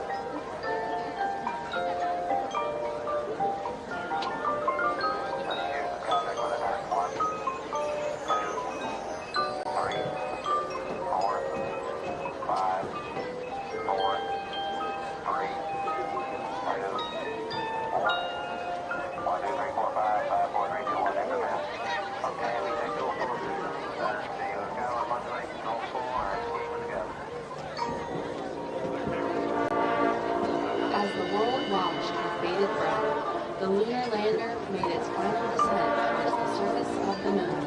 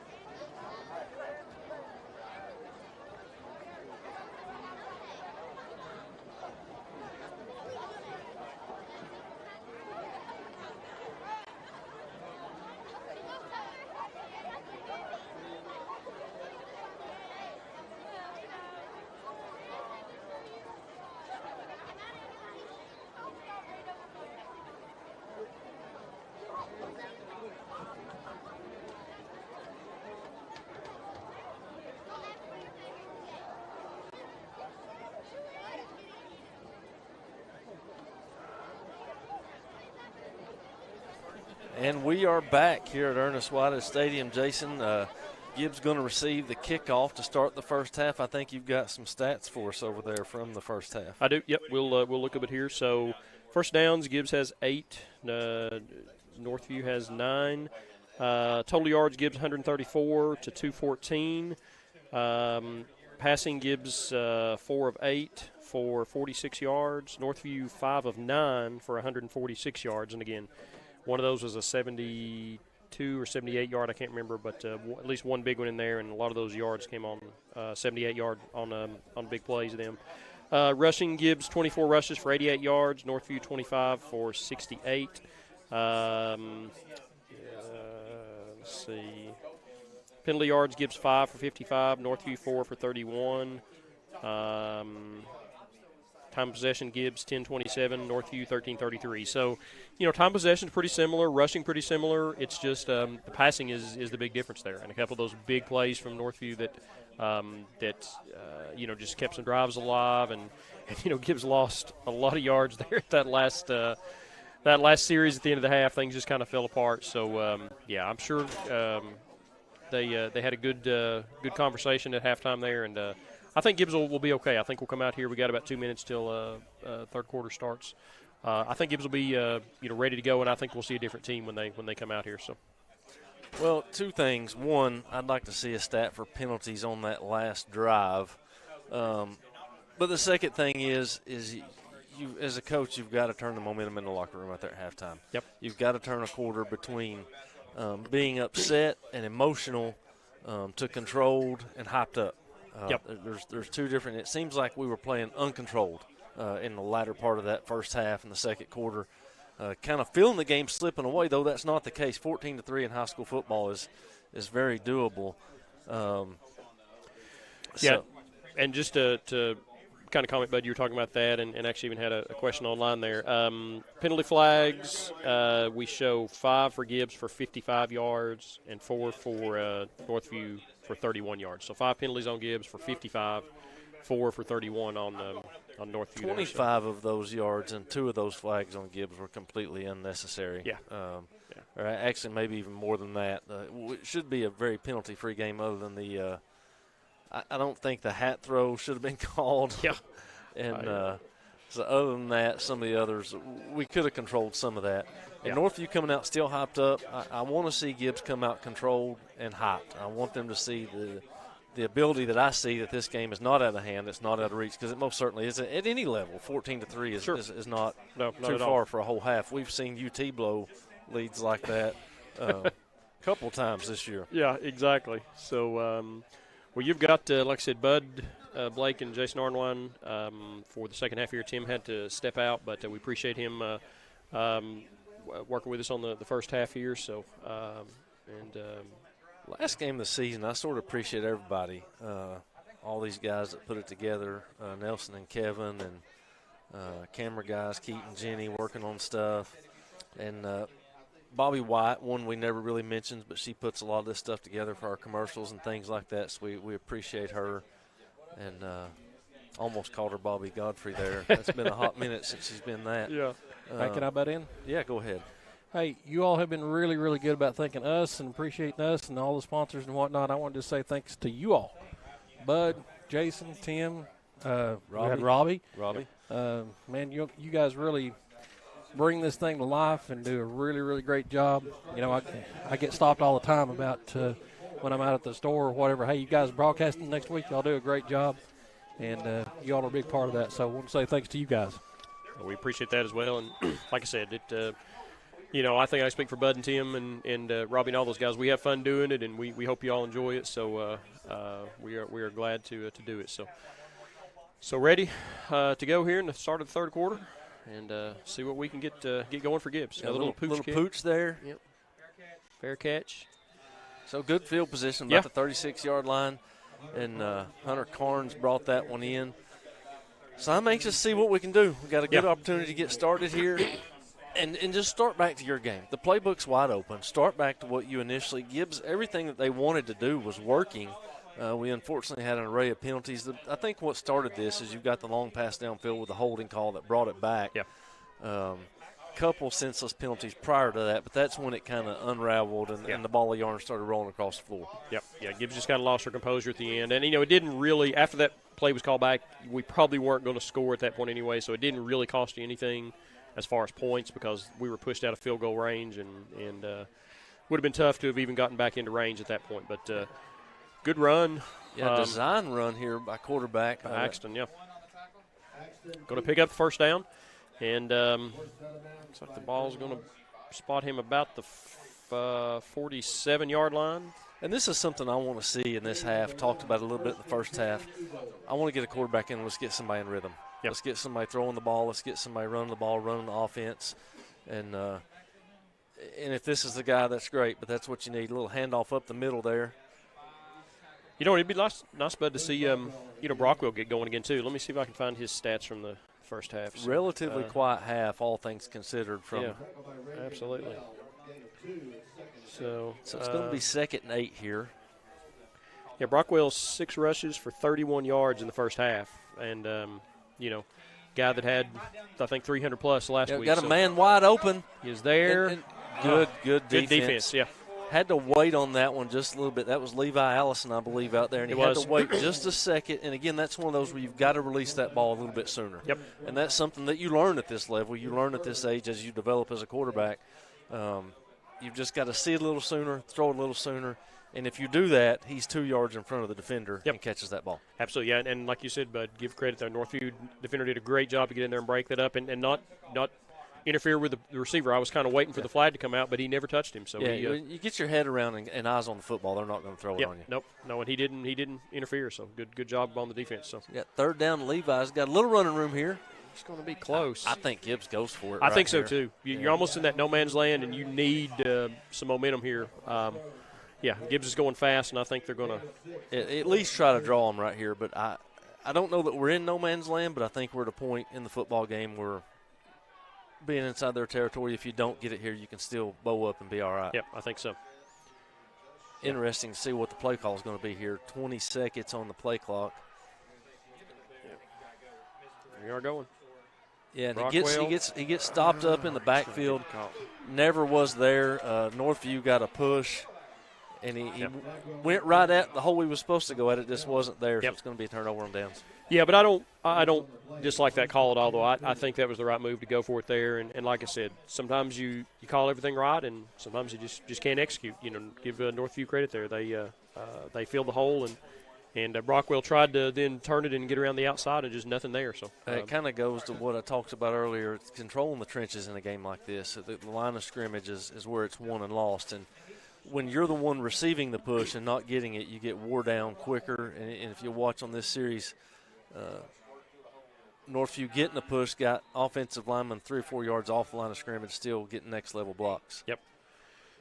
So he's going to pick up about 3 on that play. So it's going to be 2nd and 7.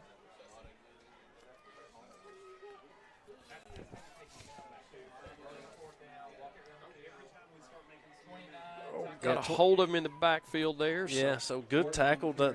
I thought it was going to be for a loss, but it was Maldonado. But still 3rd and 6, so still a long way to go here for them. You got the same thing for Northview right here. This is a playoff game. If you get close, even if you don't, you've been moving the ball well, this may be 4-down territory for them as well. Yep. Yeah, literally just in the same spot of the field that we were, just on the other side. We've moved the ball about 8 yards from where we were. So 3rd and 6 here. We got a flag, probably a false start here on Northview. At least that's what Levi thinks. Yep. Usually if it's before the play starts, it's usually on the offense. So, Northview is walking back. So, let's see, that's a good walk-off. Prior to that false start, number 4 on the offense, that's a 5-yard penalty. It remains 3rd down. So that's going to make it 3rd and 11. So that's a little bit more of a challenge, certainly. So and it may be, depending on how many yards you get here, maybe even changes that 4th down mentality. It's true. With a lead, not saying they'd play not to lose, but that's definitely something that's in your mind. Well, earlier in the first half, they were going to go for it, at least lined up to go for it on a 4th down, got a false start penalty, and ended up punting instead. So,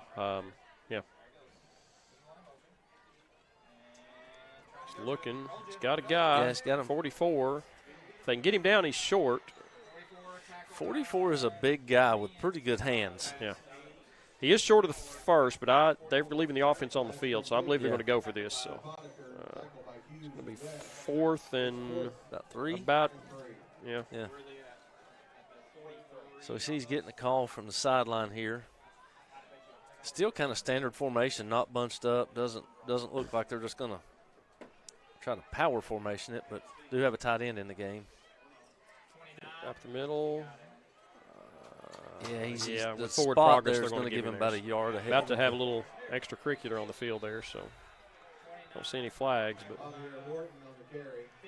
Gibbs and Northview had a couple players on the ground there, so.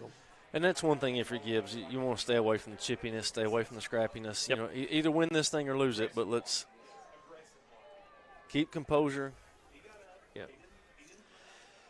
So they did pick up the first down, so it's going to be 1st and 10 on the 39. 8:30 to go in the third quarter here. So you want to see Gibbs get a chance for a turnover here on one of these pass plays. Looks like a design quarterback run, going to fall for a caught him in the loss of backfield. about 5. Yeah, good job. I'm surprised he didn't throw that away. He's been pretty good to drop those off, and he's been hard to get back there earlier in the night. So. So nice loss there for Gibbs. It kind of looks like Gibbs sniffed that out as a design quarterback run and closed on it, and he felt like he had nowhere to go with the ball. So 2nd and long. 8:16 left to go in the quarter. Yeah, Gibbs, you definitely need to stop here. You don't want to go down by a third score, to start your third quarter. So then you start getting a little nervous. Then the clock can become your enemy if you get down by 3 scores here. So. Northview's in no hurry to do this, down about 6 seconds on the play clock. So we'll call it timeout. While we're on timeout, all right, so Texas Rangers win the World Series, right? Timeout, Northview Academy. First charge timeout of the second half. Did he not know I was talking? Anyway, Texas Rangers win the World Series, first World Series win they've got. That leaves 5 teams without a World Series win. If you can name those, you will have a free appetizer from Texas Roadhouse waiting on you at Clear Springs Baptist Church. All right, Stephen Garrett, here's your chance. I'm pretty sure you know him off the top of your head. So that'd be awesome. I'm telling you, he is a walking baseball knowledge encyclopedia. So. All right, 5 teams left without a World Series win. If you're not cheating, you're not trying. Googling is encouraged. And it's the first person to pop up on our screen. That's not my fault if your network is slow.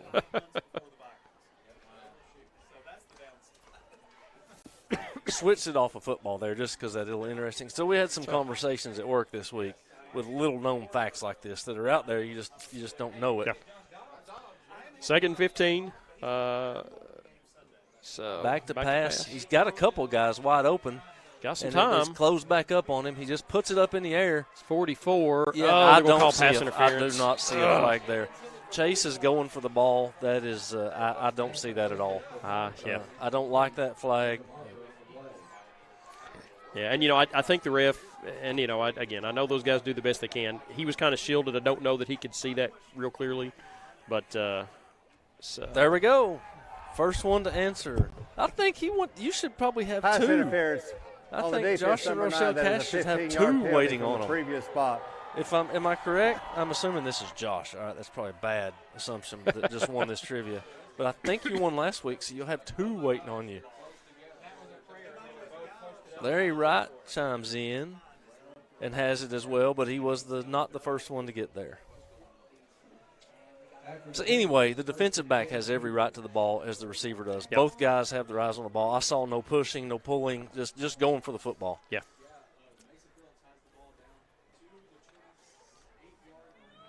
Three.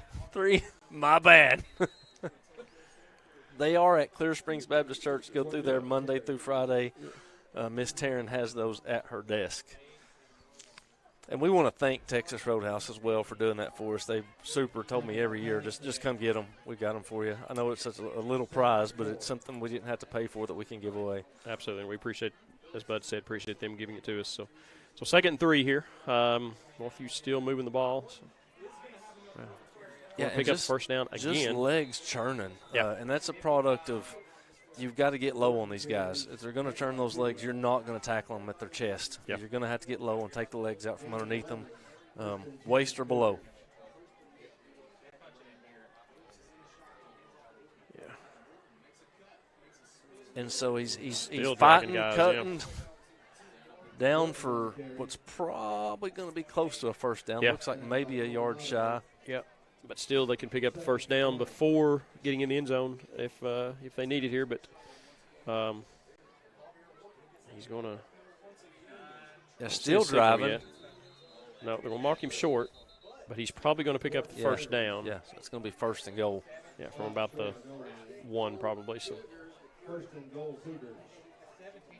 So Gibbs comes out still looking a little flat. They just do, yeah. And granted that pass interference penalty, gave them the first down, but you don't want to come in and touchdown. You cannot give up that score. Start the third quarter there. So Northview is in to make it 20-3, and pending the extra point here. So again we aided them with a penalty on that drive, but just again methodically marched it down the field, and we just could not stop them. So I really need a Gibbs touchdown here. For no other reason, I need to see the blue lights. Stop the play here for something. No idea what that could be. Shocker, there's a flag down. Offsides, or I'm sorry, a false start, probably.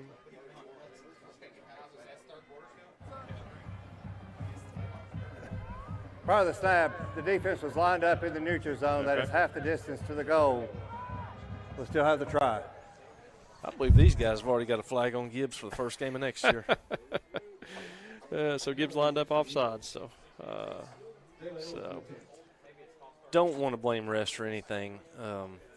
To me, I hear fans do that. Well, the officiating was horrible. Yeah, but you lost. But at the same time, it can change momentum. It can change the mindset of players, and can change the way a game is played. And I just feel like they've been a little flag happy tonight. Yeah, a little. I agree. We were talking to some guys at halftime there. The kick is good, so it makes it 21-3. So, and again, obviously we're biased. We used to say that on the front end. We're all Gibbs alumni, so we obviously are biased. But talked to some guys that saw the incidents at the end of the first half there on the sideline, and they're like, it's nothing. One of the unsportsmanlike was called on the field. I think they said the Gibbs player was on the ground, and he just kind of smacked the ground with his hand, and the ref threw a flag, and it's like, come on, guys, and that's unless he said something in the process, that doesn't seem a big deal, and the hat throw was not a big deal either. So, and like I said, I'm not trying to pick on these guys. I know they're human, and they do the best job they can, but yeah, and you don't want to let the game get out of hand, but it's not been chippy. It's not one that you need to step in and have an iron fist with yet. The only one I saw that was really super warranted was my boy Lane Wayne got out there and pretty much annihilated the kicker. Yep. I think that was just an oversight in his mind, maybe a little frustration, maybe not realizing the ball done went through the uprights. But sure. A little before they kick this, if you're a basketball fan, we're talking about doing a couple Gibbs basketball games this year. Not every single home game, and we don't know which ones they're going to be, but we're talking about doing a couple of single camera setups for that, and maybe cover a couple basketball games. Yeah, so something we're talking about doing too. So just again, we appreciate your all support, appreciate our sponsors and everything they do as well. So, but again, 21-3. So again, give Northview credit here. They've just after those first couple of drives, just have controlled the game since. So Gibbs has got to find an answer here, or we're staying home after tonight. So yeah, another little pooch kick. And that's a live ball. It looks like it's going to end up out of bounds. Yeah. Gibbs did not field it, though. So, yeah, if had that not gotten out of bounds, we could have been in trouble there with the turnover. So, and that's kind of one of Gibbs' other weapons used against them, right? They've had a lot of success with that multiple times during the year. Just that little pooch kick, and it finds no man's land out there, and nobody's calling for the catch. Yep. Yeah, Gibbs did try to field that one and just couldn't get a handle on it. But, Gibbs I tell you, but 6:50 to go in the third quarter here. You got to come away with points here. You really need a touchdown. I mean, it's a big series. The game is by far not over, but this is a big series. You don't want to go 3 and out. You want to put some kind of points on the board here, and you want that pass to get out of bounds before it's intercepted. Exactly. Yeah.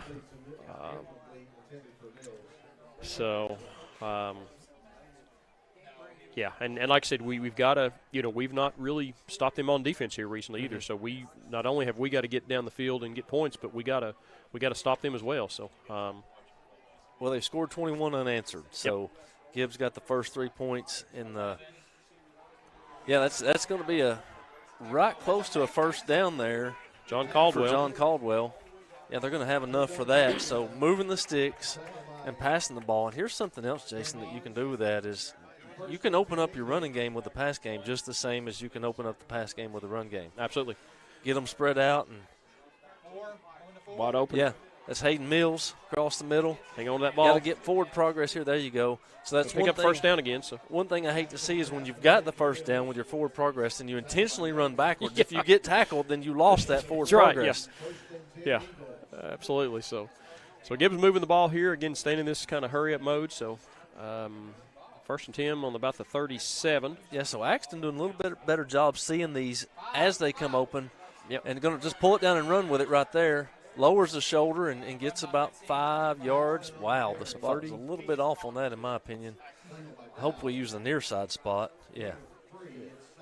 At the 32, so second and 7. I'm sorry, 32. Yep. So. Yeah, so back to pass again. It's not there. Don't take a loss. So. Yeah, so he's going to wind up picking up a yard or 3. And of course, but it's working for us right now. We're basically dropping back to pass on every down, a complete opposite of a normal Gibbs scheme. We typically do a lot of running and kind of started the game with a lot of runs, but it's working for us now. So if we can keep from throwing a pick here and working those sidelines and working the. If you do get incomplete, the only thing about passing is 3 things can happen and 2 of them are bad. Nice run. Going to have well more than first down. Inside, going to be a first and goal situation. No laundry on the field. Yep. Gibbs had a great block there. I was afraid they were going to call that a hold or something, but no, I believe it was a good, clean block, and great job to spring him. Who's in the suite next to us over here? Is this coaches? I think that's it's different radio. Oh, I got you. Station. So they wouldn't mind if I poked my head in so I could see. I'm going to watch the TV screen in front of me. I have 0 view right here. So there we go. First and goal from the 5. That was a 24-yard run on that last play. So let's be safe and smart here. Wyatt West, and he is going to get in for the touchdown. Wyatt West. So that's what you wanted, right? Absolutely. That's what the doctor ordered, and I think that's something that you can use to get this team fired back up. For the rest of this half. The game's by far not over. You're now talking a 2-possession game. Yep. And hopefully that score by the offense can make the defense feel like, hey, here's something to play for. Yep. We can score, so all we got to do is stop them.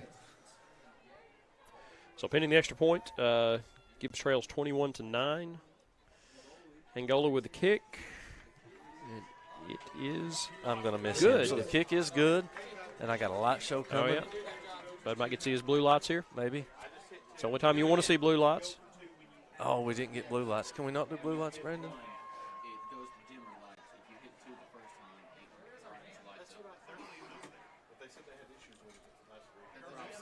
Still a cool light show. All right. So. It was a cool light show. I wanted to see the blue, whatever. Well, while we got a break here, guys, as we get ready for the kickoff, let's talk about some stuff coming up for the church in the month of November.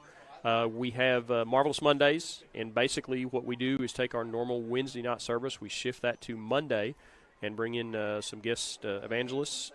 Gives in a good opportunity for them because they don't have to miss their home church that way. That starts this coming Monday. Those services start at 6:30, and our first one is C.T. Townsend. So glad to have him, and like I said, appreciate him and all the other gentlemen giving us their time for the month of November. So keep that in mind. You can find all the information on our website, and I think Nelson was showing it on the screen there as well. But the first one kicks off this Monday with C.T. Townsend. So big fan of Brent Carr and the Carr family. Yeah. So Gibbs kicks it deep here, and Northview is going to field it. Good form stop. tackle there. Going to take over about the 25-yard line, so it's going to be a, long field for them. Tucker Owenby with a good open field tackle there. So you got to bow up. You got to have a stop right here, and it needs to be a 3 and out. Yep. We got plenty of time left on the clock, and of course, still got all your timeouts. But if I'm Gibbs, I don't want to be able to win this game late in the fourth quarter. I want to be able to pull ahead middle of the fourth quarter and keep piling on points. Yep, absolutely. Yeah, definitely an important drive for Gibbs here to get him off the field and definitely keep points off the board.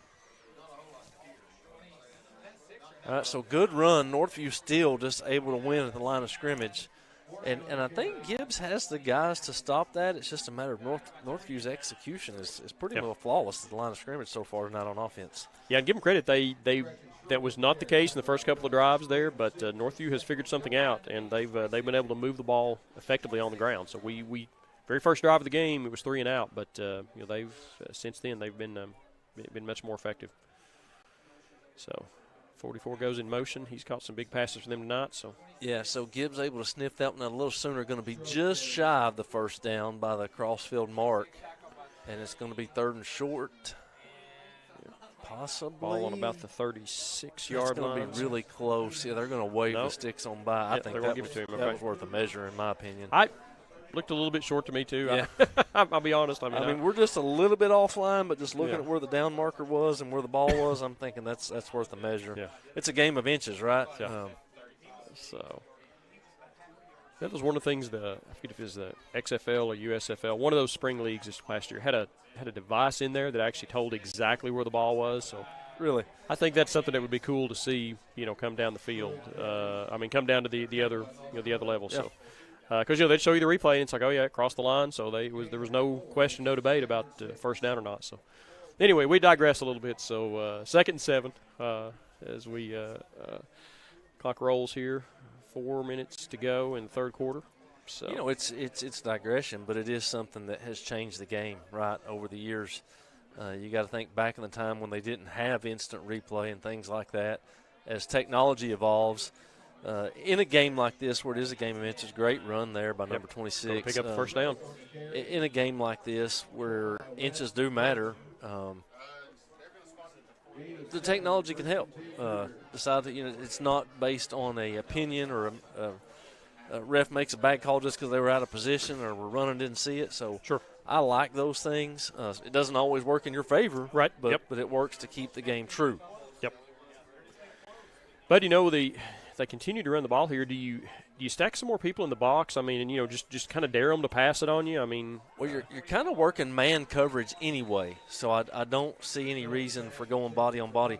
The biggest thing when you do that, when you stack the box against the run, you got to make sure who's responsible for the running back coming out of the backfield, who's responsible for the tight end. Yep. It becomes responsibility football when you go hat on hat like that. Now we're kind of covering man to man on the outside anyway. So I think so. I make them throw it, and hope for, because they've been the interference call down here, in my opinion, was baloney from every examination of the rule. But Gibbs has had tight coverage for most of the night. Yeah, they're 7 of 11, so and a lot of yards, but a lot of those were in a couple of big plays there. So, and we just, they're just marching the ball down the field, first down after first down by running, and I just, I'm going to say, let's put a few more guys in the box, see if we can stop that run, and and then just dare them to beat us on the pass. So, I mean, why not? Right at this point, yeah, we're not able to stop them. So, yeah, exactly, yeah, and so which Gibbs do got pretty much 8 men in the box right this second. You got the lone safety. Yeah, 3rd and 2. Yeah, so and they're going to stop him that stop time, there, so, yeah. And actually going to maybe lose. They didn't mark that as a loss for a yard. I kind of felt like he might have, but so you're going to have 4th down. I feel like Northview's going to go for it. Yep, I think so too. On about the 42-yard line, 43-yard line of Gibbs. So yes, I think they're going to go for it. It is fourth and about 1. You got to watch the stretch play. They seem to be liking to stretch it out from time to time. Right here, they could run straight at you, but got to stay at home on the outside as well. Northview's had 3 different backs 29, he's got he's going to that get it without a doubt. It's like 26 for them, 29, and number 10. All have shared responsibilities tonight, and all three have been good running backs. Mostly 26 and 29 have run the ball for them. So, but you kind of feel like if you're Gibbs, you're waiting on that break, you're waiting on that recovered fumble, you're waiting on that interception, something to go your way. Yep. You know, to help change. You've drove the length of the field and scored a touchdown. Now you just need a little break, kind of eliminate a possession, if you will. And he just runs so hard from the moment he gets the ball. Yeah.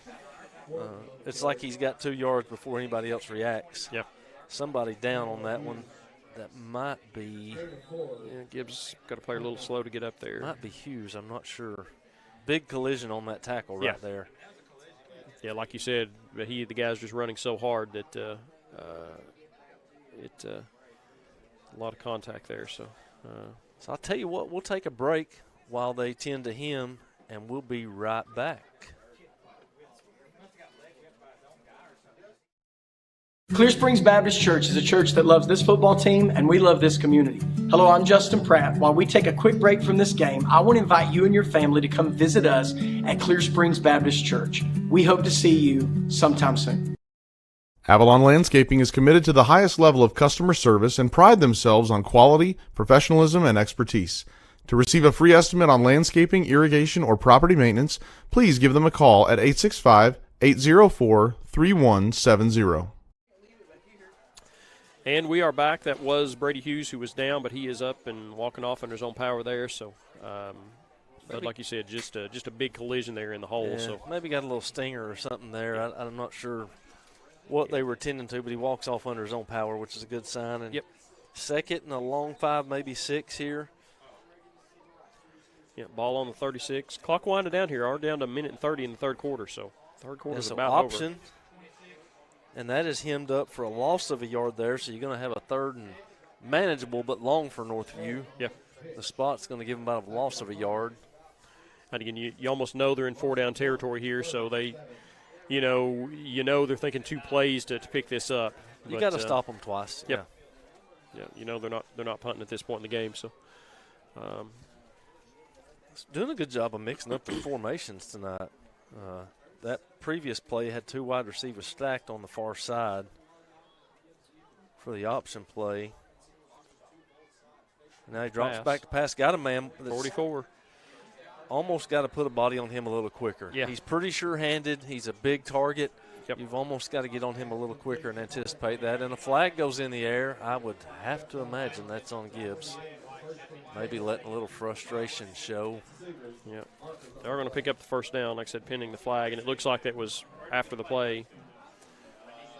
Yeah, so the post-play penalties are a coach's nightmare. Yeah, it's 3 yards that are pointless. You weren't fighting to stop somebody. You weren't trying to accidentally grabbing a face mask. It's just the unsportsmanlike and things of that nature are frustrating. So we'll see what the call is here. I would imagine it's against Gibbs. Yep. After the play, unsportsmanlike conduct on the defense, number 20. That is his second unsportsmanlike conduct, which disqualifies him from the contest. Wow. So that is Wyatt West. So that obviously hurts you on defense, but that hurts you from an offensive standpoint as well. Yeah, I did not chain see gang that one. Way out of balance here. We've got our chain gang way behind all the rest, making notes. You know, and again, I did not see what happened there. I am just going to be honest, though. I don't think I've seen a player get thrown out of a game for 2 unsportsmanlikes in a long time. Now, the first one that West got earlier, I think that one was legit. I didn't see this one, so I can't say. But I'm just saying I can't recall seeing a guy get thrown out for 2 unsportsmanlike. So yeah, he get thrown out for throwing a punch or something, but to just get 2 penalties and get kicked out for that, I can't say that I've seen that. Well, so. And again, at this point, man, it's so senseless. It's 21-10. It's still while the feeling of it is Northview's going to pull away, but you're only down 11. You're down 2 scores with the whole fourth quarter left and 1:15 left in this one. It's just a senseless penalty at that point in time. Yeah.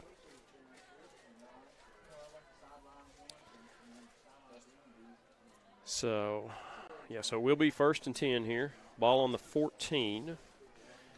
And if I'm Northview, I just grind this thing out. Yeah. I just grind it out. If I put a score on here, I'm probably not throwing the ball the rest of the night. Everything's going to be a run, and let the clock be your friend. Yeah, and we've not been able to stop the run here. So, stop and play. Oh, surprise, another flag. False start, looks like on Northview, so help Gibbs a little bit here. So it'll be 1st and 15. That's like a Prior to the snap, false start on the offense. Number 44, 5-yard penalty, remains 1st down. That's a little, I'm sorry we threw your player out of the game. Here's 5 yards. Yeah. So thanks. 1st and 15.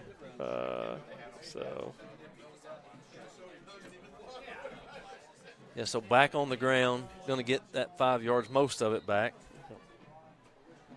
Going to be 2nd and 10. Yeah, under a minute here in the 3rd quarter. So and got a pretty decent. Seems like they had pretty good kicks on their extra points. I wonder if they get down in here and get a 4th down, do they try for a field goal? Yeah.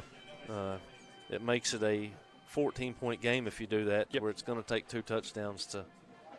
Yeah, especially knowing that we have Angola, as a kicker, because right now we're in, a 2-point conversion and a field goal from a tie. So. The way they're running the ball, I don't know that they're going to need to make that decision, but yeah. We like to speculate. He fell for 4 right there. That's the longest fall I've ever seen. And, again, just keeping the legs turning, not giving up on the run. Yeah, so 3rd and 2 here. Ball on the 6-yard line. So I think they're going to let this quarter run out probably. Yeah, about 6 seconds to go on the clock. Plenty of time on the play clock, so, yeah.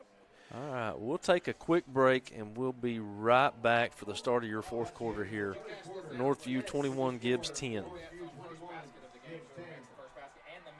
Family of faith are 3 words that truly describe the wonderful relationships we share at Clear Springs. We want you and your family to come and feel at home and be part of our community. At Clear Springs, you're surrounded by a caring, loving community who will help you and your family grow, sharing the good times, but also helping you shoulder the tough times.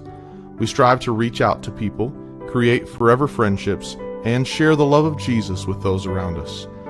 Whether you are a large family or a family of 1, we invite you to be a part of our family at Clear Springs. We hope that you will visit us soon. For more information, visit our website at clearspringsbaptist.net.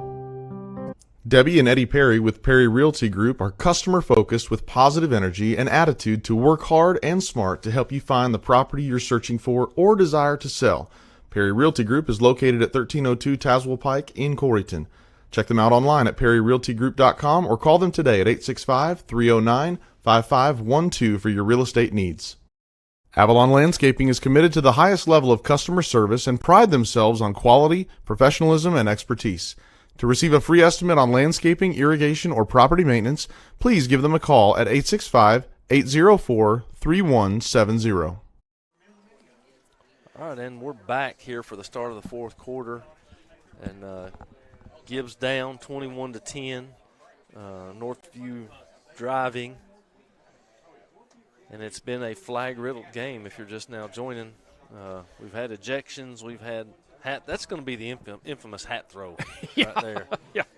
I mean, that may be a trivia question. And Gibbs strips the ball. ball. Gibbs strips the ball. This is the break that I was talking about, Jason, that you wanted. Stay in bounds. Yeah, just stay in bounds. That is Brady Hughes. There's nobody near him. You can just kind of chuck this on in. Don't celebrate too early and get a flag. Yeah. Just get in the end zone. There you go. Touchdown, Gibbs Eagles. Brady Hughes strips that ball out and has a plethora of blockers. So, again, that's what I was talking about. That's what we needed, that turnover, something, whether it be a fumble or interception, what have you. And now we got a ball game again. Yeah, so if it's an interception, it's a pick six. What do you call it when you take it from? Strip six. Strip That's six. A strip there you six. Go. There you go. That's the strip six and the hat throw of 2023. So do we have sideline reporting tonight? I don't think so. No, I don't think I so want to call him Coach Turner, with the hat throw. Oh, so anyway, so Gibbs, needs to, keep our composure here and get. Bud. Actually, and just in the loss of the moment there, we probably will go for 2 here. Trailing by 5. Timeout Gibbs says the first charge timeout. Then a field goal can tie it up. Absolutely, and certainly Angola has a range that can do that. So yeah, we all just kind of we're so blown away there. We kind of lost focus for a second. I saw him go for the strip, but you see that so many times. I mean, it's become at all levels of the sport. I think as much as 10 years ago, that strip move wasn't as consistent. It seems like now guys go more for the strip than they do the tackle. Yeah. And you really have to be on guard with the football. And I can't remember who Gibbs played earlier in the season, but that's all they did. They never tried to tackle anybody. They just tried to take the ball. Yeah.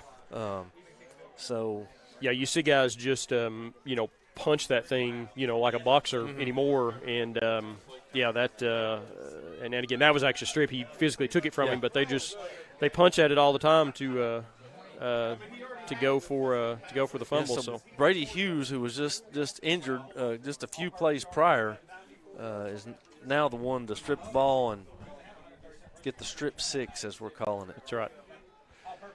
I will tell you this: we all sound different over the air. So I listened to the first, and your voice is a little closer to normal. Tim's is a little off. It's like a different Tim. Yeah. Tim 2.0. Was there a flag? A flag is yes. down. So pass interference clearly on that one as Hayden Mills had a Northview defender draped across his back trying to make that catch. I like the play call, and I like the effort. So it'll give us half the distance. So it'll move it to the 1-yard line. So pass interference on the defense. I like the play call. I almost like a bootleg here with Axton with his speed. And redo the try. I like a bootleg to one side of the field, and if nothing is there, just take off. Yeah. Yeah, he's shown I he's think got the he speed can to gain do that, a yard getting to the sideline. Yeah. Yeah, I agree. And like you said, Bud, get him out in space and let him win it with his legs if he has to. Maybe far side with Brady as a blocker. Going up the and he's going to have it. He got in. Yes, so it's going to be a 3-point ball game. Get myself out of the way here for the light show here in a second. Yep. So 18-21. So Gibbs trailing by 3. And but what a turnaround! You're down by 11, and down by 11, thinking you're about to go down by 18, and now all of a sudden, 2 plays later, you're down by 3. So. Absolutely. Real quick, I'm kind of hyped up, but I've forgotten about the sponsors here for a second. We just ran an ad for Perry Realty Group and for Avalon Landscaping. I want to talk about the Plumbing Authority. That's not a problem you want to have as a plumbing problem. So you want somebody you can trust, somebody dependable that you can count on that won't rip you off, and that is the Plumbing Authority. Copter Shots, thank them for all the live shots they brought us this year, free of charge. Brittany Gibson, Whited and Associates Realty, give her a call, 865-283-8958. Knoxville Dragway has an event going on tomorrow. Follow them on Facebook. If you have nothing to do on a Saturday or you got plans you want to break, that's a fun time. Patterson Trucking and Hauling, been with us forever. You got gravel. They own their own quarry. Whatever you need, they've got mulch, landscaping materials, all that stuff. So give them a buzz. And Waffle House. Go eat there tonight. I've heard that Waffle House has omelets, but you got to ask for them. Became a big fan of omelets at one of the youth functions. This is the car show. They had breakfast. The youth fixed omelets up there. Yeah. It's my first ever omelet. Little onside pooch. Kick. Oh, and I think a Gibbs player touched it before it went 10 yeah. yards. Yeah, that's just a matter of not paying attention. I tell you, it was close. It was right at the 10-yard mark. Here's a play that works on that, right? You got to kick the onside kick, and most of the guys forget about the ball. You just go find a Northview guy and level him. Yeah. Clean his plate, and you got a trailer that comes by and catches the ball. Pop-up kick on the kicking team. So an onside kick got to be on the ground, I guess. We learn something new every day. And then he threw another flag for. Was it on? It's probably on our fans or something. I don't know. On Angola. Yeah. So Angola doing a good job here, getting somebody out of the ref's face. So they called it a legal kick, but would that not be illegal touching if we touched it too soon? I would have thought they would have taken. Again, that's one of those. You don't see onside kicks very often. So I feel bad for not knowing all the rules, but everybody up here in the press box is like, illegal kick? What? Yeah. I thought that was illegal touching because I thought we touched it before it went 10 yards, which is unsportsmanlike conduct on the kicking team, number 53. That is a 15-yard penalty. Yeah, so the Gibbs faithful not too happy with the officiating in this game, and I'll be honest with you, neither am I. As a home team guy, right? You're gonna be that way, but it's. Yeah, I mean that's like what the probably fourth unsportsmanlike just for things that have been said, I guess. And refs get to go to the playoffs based on the amount of flags they throw. Like you threw more flags than anybody else, so you get to go to the playoffs. Coach Turner just launched his hat off over on the track. Don't blame him. If I had a hat, I'd probably throw it too. I don't think we do the onside kick here. I think just unleash Angola. There's plenty of time. There's no urgency that you have to have the ball right now. You have to get a stop. But at this point, just kick it deep. We don't want to give them the ball on the 30, which is where they're going to get it if you have a failed onside try. Well, I guess the frustration for me on all these unsportsmanlikes, I'm guessing Gibbs is probably not acting much different than they have the whole rest of the year. And so maybe we get one a game, if that. So what is different tonight that now we have like four? And we had a player thrown out for unsportsmanlike. So why would Gibbs be different tonight than we have been the other 9 games of the season? I'll tell you what now, in the first half of the game, particularly the second quarter, there was a lot of frustration from Gibbs players, and you could feel that, you could see that. Some of that is you're losing. Sure. Some of that is you feel like you had a couple calls that didn't go your way, and it all kind of snowballs. So I do think that Gibbs may be a little mouthier around the refs, and that's one thing at this level particularly you have to watch. You've got to keep your mouth shut. Sure. If you can't do that, you might not can be on the field. You've got to be able to maintain your composure and don't cost the rest of your team. There's a lot more guys standing down here that want this win. You can't cost them that just because you felt like you had something you needed to say. Sure. Well, and I could preach on that, so I'm going to stop. Well, when you know that they're obviously calling it very, very tight, even more so you've got to just hush and not say anything. I mean, yes, it's easy for us, but yeah, I understand that's easy to say and hard for high school kids to do sometimes. But when you know they're calling it tight, you just got to just be quiet and just maintain your composure. So we pooch it. And it's Gibbs has got it. Gibbs has got it. Yeah. So How about bobbled it. that? I think that was Hunter Carnes. I won't swear to it. Don't push, guys. Come on. Have we not learned our lesson? Gibbs pushing a little bit at the end there. So, and there's probably some laundry on the ground right there. So, yeah, so I'll be honest, but I was not expecting the little pooch there, and I don't think Northview was either. So, but Gibbs has recovered regardless. Doesn't look like a flag went down. There's no communication between the refs. Yeah. So it's going to be Gibbs' ball right here, and at this point you just got to play your game, right? Yeah. The playbook's wide open. You don't have to throw the ball, though. You've had some success there. Yep. The biggest thing is if you're going to do that, you got to protect it. Again, 3 things happen. 2 of them are bad. You got a completion, an incompletion, or an interception. Yeah. So you've got to be careful right here. And Axton going to keep it about 3 yards. Yep. So yeah, 11:35 to go here. Gibbs trails by only 3 in the fourth quarter, and another big turnover on the kick. So I love being proved wrong too. When I'm like, you got to kick it deep here, and they go for the pooch and get it. Coach Turner's probably like, yeah, this is why you drive trucks, bud. I make these decisions. Incomplete there. Yeah, good defense by Northview there. He had the catch and he just knocked it away. So good job on the defense there. So 3rd and 7, I do not feel 4-down territory if you don't get it here. No, I feel like flip the field on them. Yeah, plenty of times. Or if you're going to do something like that, let's try some trickery, some fake punt or something. But at this point in the game, I think you got to kick it if you don't make it right here. Axton back to pass.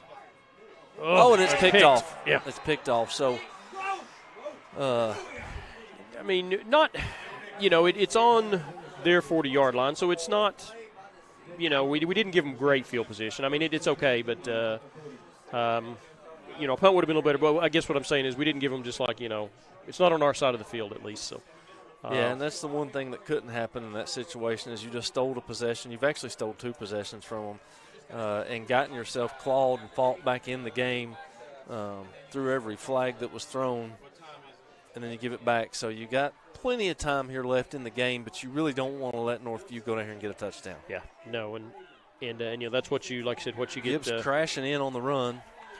That is what you get nervous about when when you're passing every down. That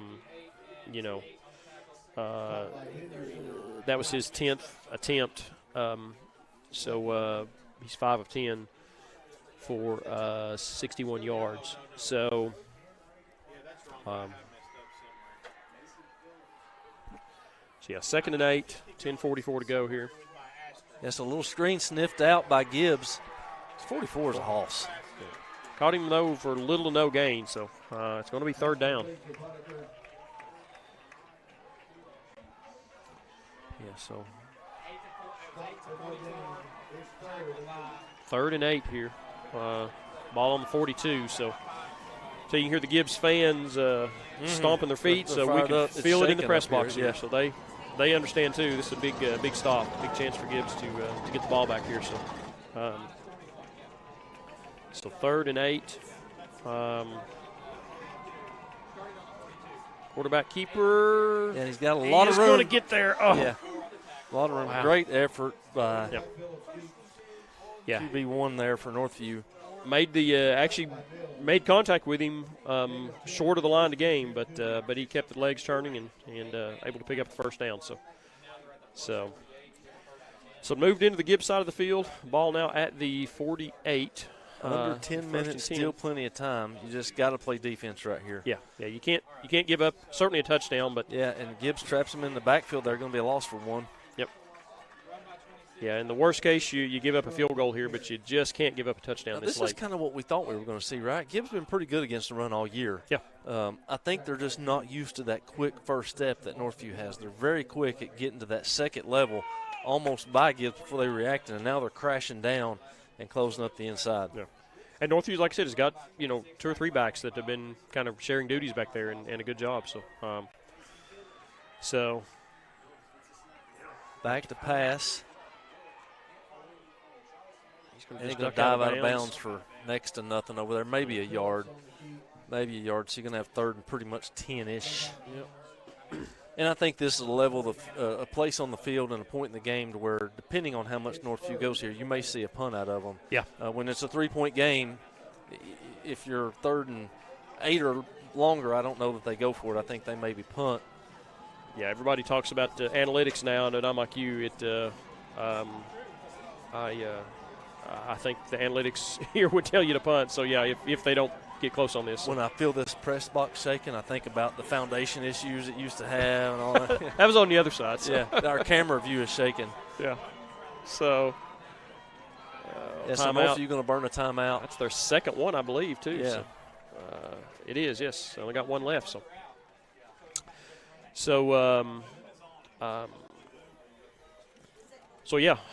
Gibbs made a football game out of it. Yeah, absolutely. So we kind of talked about some things they needed to not do, and they did them. They threw an Northview interception. Academy, that is the 2nd charge timeout for the 2nd half. We've made some mental mistakes. We talked about some things they needed to do, get some turnovers, and they did that. Yep. You got the strip 6, and then you've got the pooch kick over here that worked on the sideline. Still going to have to get some clarification on that illegal kick. Yeah, because he said illegal pop-up kick, and I don't. And it's weird. That could very well be a high school oddity rule, but nobody in the stadium seemed to know what it was. So I don't feel completely stupid. Yeah, we gotta ask Pastor Justin. So yeah, because I'm like you. Obviously, I know we're kind of beating this point to death here, but we got a break while they're resetting. But if we touched it too soon, that would be illegal touching. Yeah. So I don't understand what it was illegal about the kick if it came off the tee and went down the field. So, I wouldn't be surprised if we get an illegal socks call here after a while. But back to pass. Got a man out in the flat. Gibbs able to get a little rush on. You got to contain that downfield. He dropped it. So it's going to be 4th and 10. A receiver was able to get open during the chaos of the quarterback scramble, which often happens, and drops it. So you're going to have 4th and 10 here. Looks like the QB is going to stay on the field. Is he the punter? He is the punter also, yes. Okay. Yeah, he punted earlier, so yeah. Looks like he's going back a little further than his normal shotgun position. Oh, wait, do we have a flag? Ineligible receiver downfield on the offense, number 76. Yes. Decline. The penalty is declined. Yeah, 4th down. It's 4th down. Yeah. So I think Coach kind of telling him I'm going to decline it, and it's going to be 4th down. He gave him the signal. He's afraid the ref will mess that one up. Yes, so in punt formation. And you got to watch the fake here. We got a guy coming on far side. You've got a receiver over there, so you've got to pay attention here to keep everything in front of you. Yeah. And it looks like they are going to kick it. Yep. Not a great kick, and yes, it's not going to take any kind of bounce. Just kind of falls dead there about the 27. Yeah. So, well, guys, why don't we take another break here and kind of let things reset here. So, again, Gibbs trailing 18-21, 8:56 to go, and we'll be back in just seconds. Clear Springs Baptist Church is a church that loves this football team, and we love this community. Hello, I'm Justin Pratt. While we take a quick break from this game, I want to invite you and your family to come visit us at Clear Springs Baptist Church. We hope to see you sometime soon. And we are back. Gibbs ready to take off here, 1st and 10. Axton rolling out. Got a little double team on number 44 there to kind of help clear the way, and he's going to have enough for the first down there. Out of bounds at about the 38, so he's going to move the sticks. Looks like Gibbs doing some things here to find some creative ways to open up. Yep. I don't know if we got a guy down over there. I think that's a Gibbs player. Yeah, got a Gibbs player on the ground. See. Maybe a cramp because we got a coach from the Northview staff over there stretching him out, I think. Maybe. Yep. I'm like you, but that's what I was going to say. It looks like a cramp with the leg stretched up in the air. So. Still on the ground. I can't see who it is. No. Good. Should be a first down here from where the spot is on the field. And so if I'm Gibbs right here, I got 8 minutes and 49 seconds. You're kind of in this area, Jason, to where you're starting to play better defense and you're starting to get some stops. But you either want to expire this clock. I mean, there's so many different schools of thought right here. If you expire all but 2 minutes and you score, then you've given them some time left to march down the field. So I'm kind of in that all or nothing. Either take it all up, leave them nothing, or leave plenty of time for you to get the ball back. You need a quick score or burn it all. Yeah. Yeah, if this ends up being a shootout and whoever has the ball last wins, yeah, you want to make sure and leave some time potentially there too. So, I think passing is still an option, but you've got to pull your quarterback and you've got to say, hey, man, if it's there, throw it. Yeah. Don't force it. Well, and that is – but speaking of that is Axton who was down over there. So he is – so obviously we definitely will have to have a quarterback change here. So we'd expect Brackfield would come in. He's got to come off at least for one play. He's limping a little bit, so I hope it's just a a cramp that'll get stretched out. But, yeah, we've been having some success with Axton there, so we don't want to see him go down. So he is coming across the field, and let's see. So Gibbs will obviously have to substitute here, and like I said, Brackfield does come in. So, all right. So 1st and 10, ball on the 38. He did pick up the first down there. So.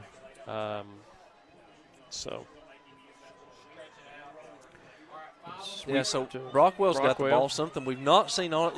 Got to be a face mask or something. Yeah, there's a flag. Got laundry on the field for that, and then a second flag, so let's hope that's not offsetting. But Coach Turner pulls Boone back just a little bit. I kind of feel like Boone might have had something to say, but Coach Turner grabs him and pulls him right back. Yeah. So we'll see. That second flag is the only thing I'm concerned about, that they didn't call something on the offense and that they're going to have offsetting. Because there's a second flag that came in. Hopefully it's two on the same. Yeah. From two different directions. That's what I think makes we got me a call. nervous. He's trying to get us. Yeah. During the run, personal foul on the defense, face mask, number 10. The penalty is 15 yards from the previous spot. Result is a first down. Yeah, so that's just two flags come in from two different refs. Yeah, he just saw it. Yeah. It came in later, so I guess maybe it took him a little longer to throw it. So that's a further throw. Yeah. Flag's got further to travel. So okay, all good. So have to note during a flag football game, I got a little unsportsmanlike a few weeks ago. I mean, it was intentional, but I did. Ref Joshua Sharp, one of my favorites, our youth leader. Apparently offering him some prescription glasses was a bad idea. Yeah, so pretty safe throw there. A little bit low to Caldwell, but pretty safe. He didn't throw it. Yeah, he was to be tipped into traffic. Exactly. Yeah, he was going to be our guy, get it or nobody. So Axton back in. Brackfield going to come back out. Yeah. You're inside Northview territory here with 8 minutes and 35 seconds left. 2nd and 10. Brockwell in motion. Yep. Yeah. Back to pass again. That's batted down. Tipped its line. So batted down. So good play by them. Clock's going to stop. Yep. Hayden Mills was open there. I think that was going to be a completion for a few yards. So he was open. There was a lot of green hats behind him. Yeah. So I don't know how many yards you get on that. I almost think maybe having the clock stop here might be just as good as a completion for 3 yards. We're right down to 3rd down, though, so 3rd and 10. But I still think if you don't get this, I still think punt here. I don't think we're quite up to that. It depends on how much you got. Yeah, that's true. 3rd and 1, yeah. 4th and 1, 4th and 2. So they're going to roll him out, and he's going to end up running, which is a good thing. Oh, I don't know where they're going to mark him out, but it's going to be really close. It's going to be about 3 yards short. Yeah, so 3 yards. I don't know what you do if you're Coach Turner right here. Looks like the offense is staying out there. This is why he makes the big bucks. That's right. So ball on the 40. Clock rolling, so they're 4th and 3. Yeah, it looks like Gibbs is going to go for it here. So Rockwell in motion again. Or at least try to draw him offside. So, that may be the thought here. So still calling in a play. I'm trying to draw him off sides first. And if you're thinking punt, I'd try to draw him again. I don't know what's on their mind. Sure. Yeah, no, he's going to go. Pass. Run. Oh, he's got a man. Got to be pass interference. It's dropped, but you got to get pass the pass interference call. Yeah. Yes. The defender never got his head around. Straight up ran into Hayden. Yeah, he just tackled him. So Hayden made a phenomenal catch. Then the collision with the ground caused him to drop it. But that was a great. I'm calling it a catch. He dropped it, but he had the ball in his hands with the receiver in his face. Yeah. Hayden a little slow to get back to the line of scrimmage. Sometimes those drops. On the defense, pass interference, number 26. The penalty is 15 yards from the previous spot. The result is a 1st down. Yeah, so now if you're Northview, you got to think that, hey, the flags are coming our way now. Yeah. So this is not any fun anymore. Yeah. So ball on the 25. So, you want to obviously put a touchdown on here, but no turnovers. That's all I'm saying. No turnovers, no big sacks. You can't take a loss here, and you don't want to throw it away. I'm a big fan of the running the football right here. Yeah. Well, because you're probably in Angola's range. I mean, it'd be a 42-yard field goal, but it's in his range. So you don't want to take the almost guaranteed tie off the away here. You want to at least get to the tie. Any way to get signal to the sideline that I've worked like 25 hours in the past 2 days, I would rather see a touchdown.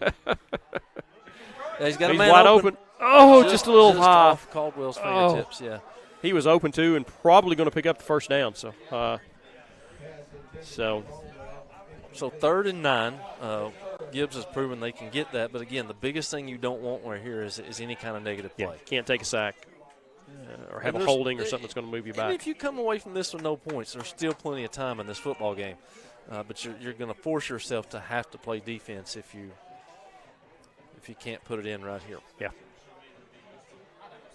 So you've got a call they think they like. 3rd and 9, but like you said, we can't take a loss here and can't turn the ball over. So something quick over the middle and just off the fingertips of Brockwell there. Close to being picked after that tip. That one was a catchable pass. You're going to see Angola come out here. Yep. So, you'd wanted to help him a little bit more. This is going to be a 41-yard field goal, so it'd be nice to have helped him a little bit, but he can I think if Brockwell catches that one, he's got the 1st down. So we'll see what Benji does here. Ball hits the ground on the snap. And it's good. It hits the crossbar and goes through. So tie ball game. Oh, wow. You've got a 21-all game here with 7 minutes left to go in the 4th quarter. Wow. Boy, so I'm glad it was 4th and 9 and not 4th and 10. So, oh, yeah.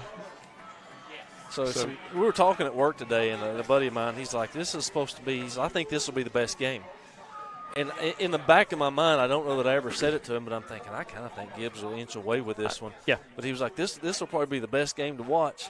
And we were talking about it, and he said that a couple of times, and it's resonated. B.O., if you're out there, I think this probably has been the best game to watch if you watched it from about the second quarter to this point. Yeah.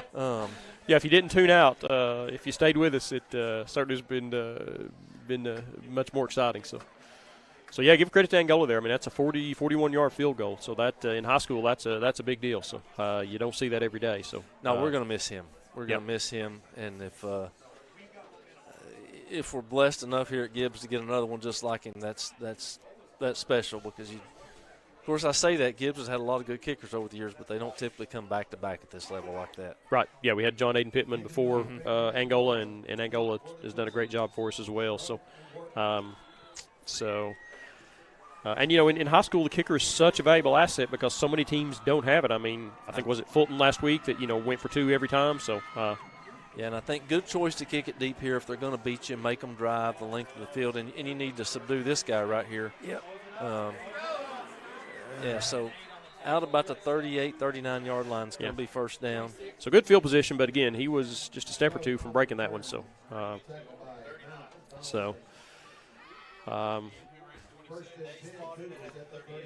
yeah, I mean, you know, Gibbs has the momentum right now. Let's capitalize on that. Let's not let them, you know, get back in this game. Let's not let them take the momentum back away from us here.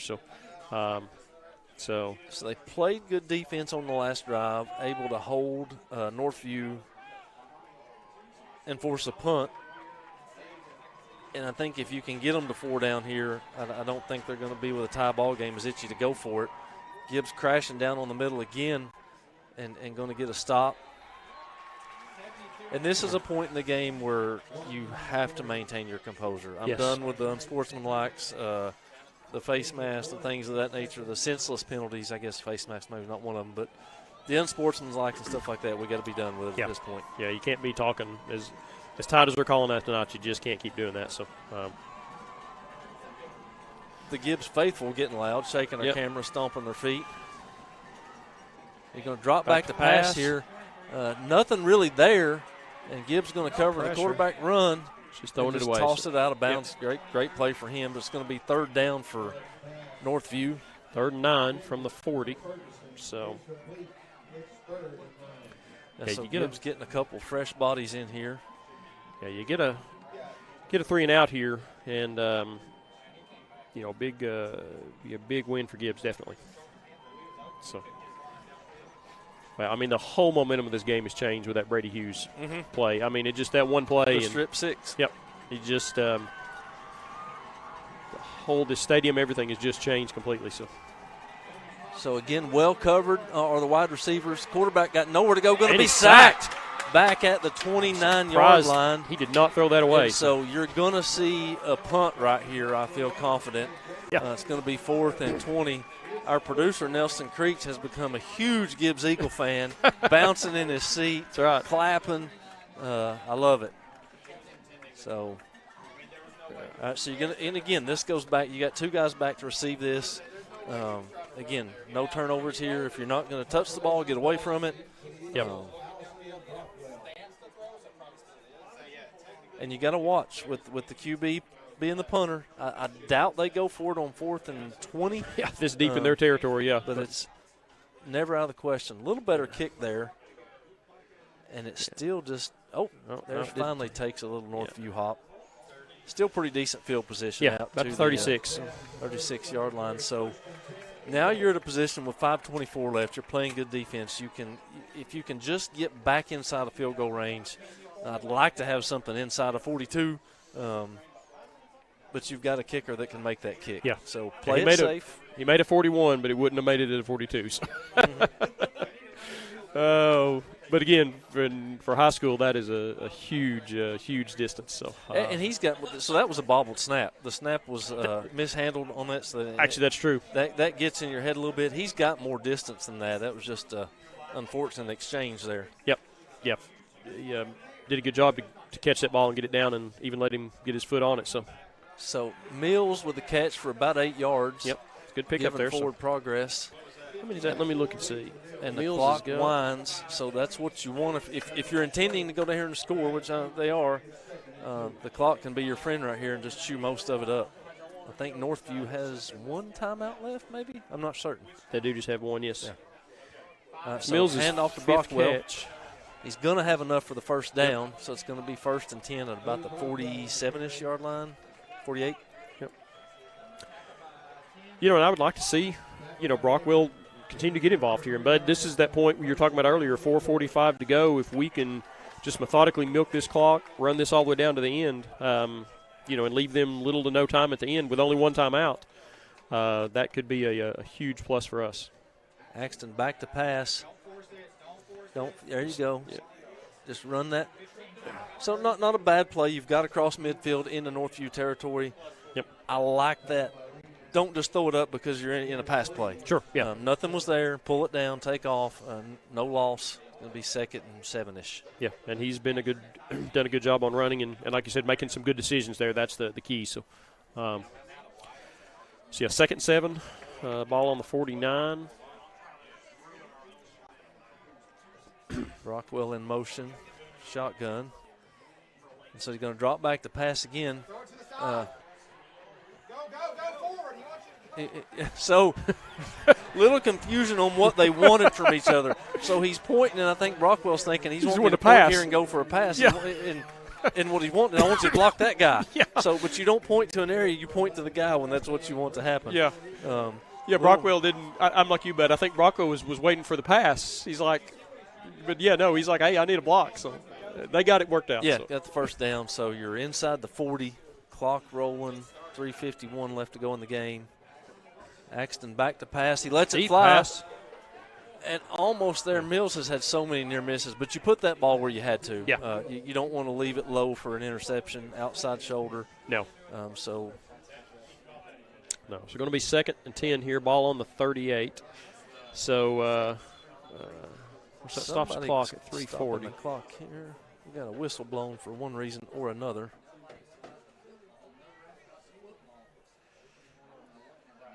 Gibbs may be taking a timeout here. I'm not sure. Yeah, they're definitely walking over to the side. All right, so they've gathered on the coach for the play stoppage.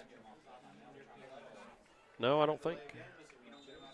All right, the ball's been marked ready for play. So yeah, so the play clock's probably going to start. So, so Gibbs needs to get back out here. So I don't know what the stoppage was for. It wasn't a timeout by Gibbs. I think we still had a football out on the field out here. And they had a. Yeah, Gibbs should be good now. 15 seconds on the play clock. So, yeah, we should be good. So, 2nd and 10. Back to pass again. Yeah, they're going to end up taking off and running with this one. And it lowers the shoulder. Yeah. Watch your mouth. Don't. Yep. Coach Turner pushes him way out the way. Yeah, Axton was about to possibly get himself a flag there, and Coach Turner actually intervened. And I thought that was going to be enough for a first down, but it's going to be 2nd and a couple. And so good job, Coach Turner, by shut your mouth, get out the way. Yep. So it's going to be it looks like it's 3rd and 1. The scoreboard says 1st and 10, but I don't think they gave us the first down. So Brady Hughes, he's definitely going to have the first down now. Yeah, 25-yard line. So you got to feel like without anything negative here, that you're starting to get into some comfortable field goal range. 2 minutes and 57 seconds, clock rolling. Yeah, I kind of have to think that's what's on Coach Turner's mind. I just need to get little 4 or 5 yard plays. If we get a first down, great. If not, we're getting closer to more of a chip shot for Angola. Yep. Axton back to pass again. Yep. And then he's just been got successful running. He's got Brockwell. So the legs of Axton have opened that up. When he went to run to the far side of the field, the DB cover and Brockwell collapsed on him, and so those legs have opened that lane up for you. Absolutely. Yeah, that has been you're right, bud. That's been and a lot of these have not been design quarterback runs. It's just him scrambling. He's just getting out on a rollout. That's something that this offense has kind of missed all year, was an effective passing game. And then the QB run after the fact. If you've got a quarterback that can throw on the run, you can open up a whole lot of stuff. And when he gains the respect of that defense, guys start to open up as he starts to move like he's going to run. Absolutely. So Gibbs in no hurry here. 2:01 to go. Play clock down to 10 seconds. Gibbs is going to milk every bit of this because you're right. Everything goes normal clearly in Angola's range at this point. So, yeah. And then so we're going to have a timeout here by Gibbs. Take a timeout. Yeah. And I think you're to the point of the game where now you've made your choice. We're going to try to make this the last possession. Timeout for the second half. If you get this next first down, I think you just pound the rock, cover the ball. If you break something and get a touchdown, great. If not, set it up for the field goal with just seconds left in the game. Don't leave Northview a chance to do anything. Yeah, no, I agree. I'd love to take a break here. I'm going to run through the sponsors because I don't want to take a break. Again, we got Perry Realty Group. We greatly appreciate them. They've been with us year after year and helped us when they didn't even know they were going to get any coverage. Avalon Landscaping, Plumbing Authority, Copter Shots, Brittany Gibson, Realtor with Whitehead and Associates, Knoxville Dragway, got an event going on tomorrow, Patterson Trucking and Waffle House, and not to forget Copter Shots for all their free help with us, and Texas Roadhouse for the appetizers, of which Josh and Rochelle are going to get most of those. I'd almost deliver those. I don't know if you're still watching, but, I mean, you've won 3 of them so far.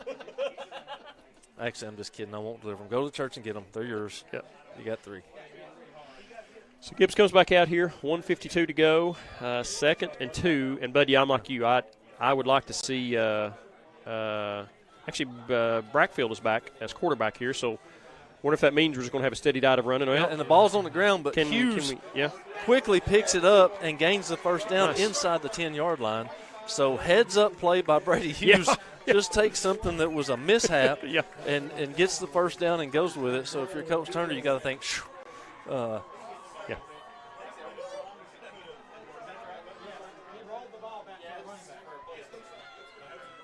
So Gibbs certainly no hurry here. 25 seconds still to go on the play clock. So we'll take this down to about 1:10 before they have to snap the ball. And I love the timeout minders we've got on our scoreboard. That's so awesome. Yeah. Nelson comes up with something new all the time. It does just surprise me and make me happy. It's the weather on there in the halftime, so it's nice. Yeah, so just setting it up in the middle of the field. And you're getting down almost like just an extra point at this point. So can I just take credit for being wrong all year up until tonight? I called the strip we needed, and then we're running this thing down. I'm right like one time a year. And I got to give, player of the game, Axton has had a great night, but I got to give that to Brady Hughes. I mean, for one, he's the leading tackler with 16 tackles on defense. Cashmount is second with 9. So the guy totally changed this game with the strip 6, and he's the leading tackler. So I would give Brady Hughes the player of the game. So, talk to me here in a minute because we're probably going to have multiples. This is our show. We can have as many as we want. That's right. So clock is down to 18 seconds and running. So Coach Turner is going to take this down to probably about 3 seconds, call a timeout, and kick the field goal and hopefully step out of here with a win. Yeah, so our clock is off a little bit. Yeah, 3.1 is where they stop. Yeah, so 3.1 seconds. I think I've heard that like 3 seconds, if it's like around 3 seconds, you can't. There's not enough. The play will burn up, I think, 3 seconds. Anything more than 3, actually now moved to 2.5. Timeout Gibbs. That is the third and final timeout of the second half. So tremendous comeback so far. You've still got a field goal to make. If you don't make that, you go into overtime. But you got to give. We talked about what they needed. You had to get a level head. You had to get hyped up, and they did. Kind of came out a little bit slow. Took a minute for all those things to happen. Yeah. And the coaching staff done a great job to keep their players at bay and kind of keep them on the right side of the attitude-wise. Yep. The kids are pumped up.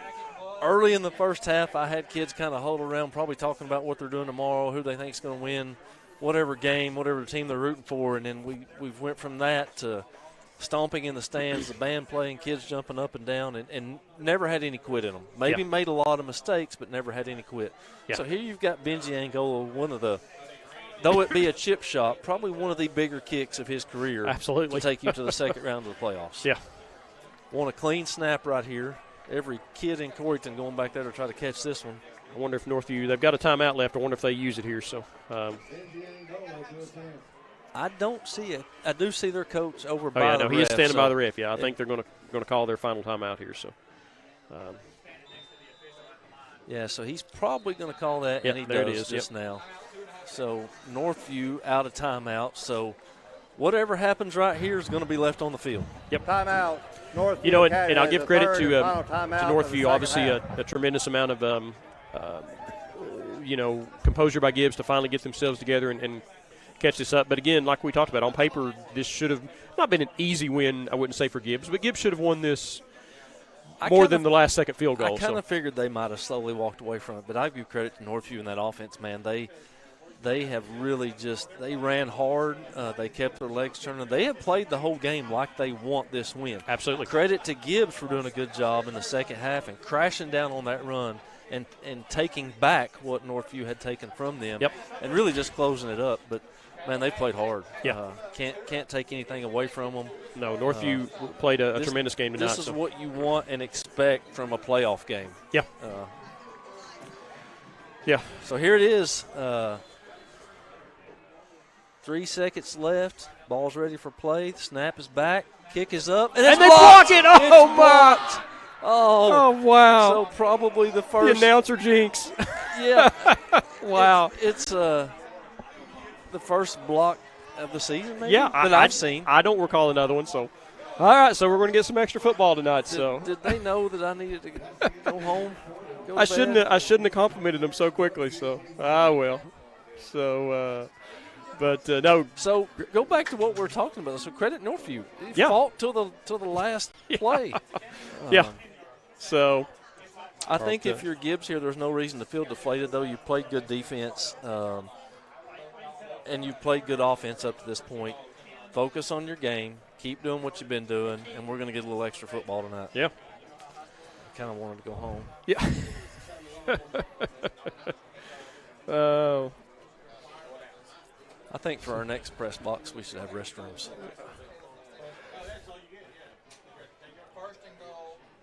So, again, high school overtime, I think, is probably like college. You get it at the 25 maybe. Swap. I'm not sure if it's at the 25 or if it's first and goal. Again, we've not done an overtime game, I don't think, this year. So, I can't think of the last one we did. I'll tell you what, while they sort this out, let's take a quick break, and we'll be right back for the start of overtime.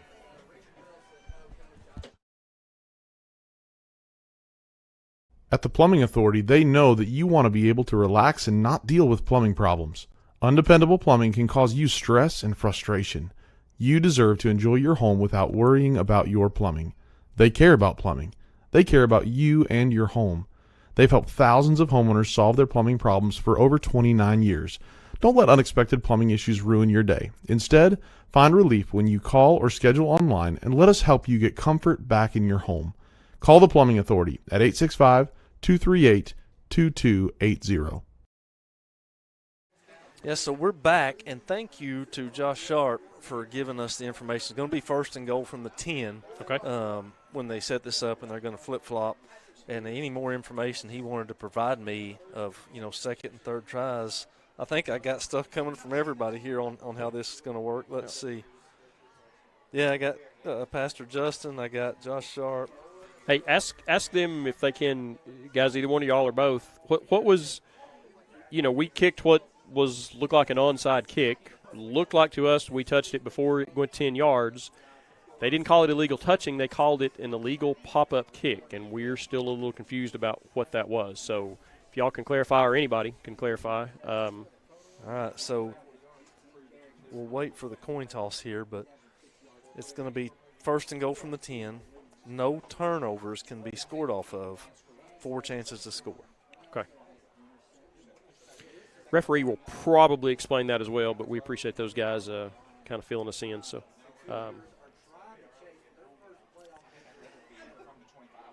So, some captains come out.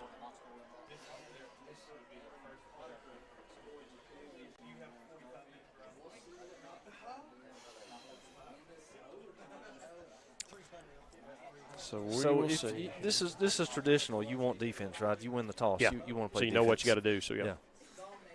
So, we got a lot of folks tuned in tonight, so we appreciate you guys watching. And like I said, hope you've enjoyed the game. We obviously want Gibbs victory, but it has been a good game regardless.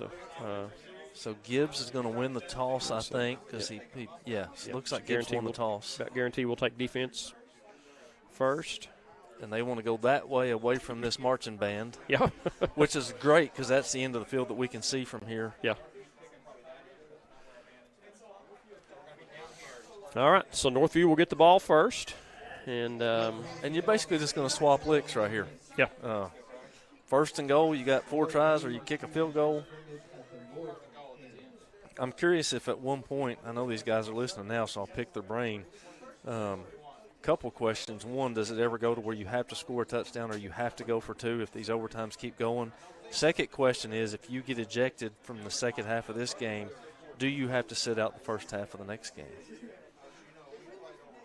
Because, at the collegiate level, if it's in the first half, that whole game counts as your ejection. Right.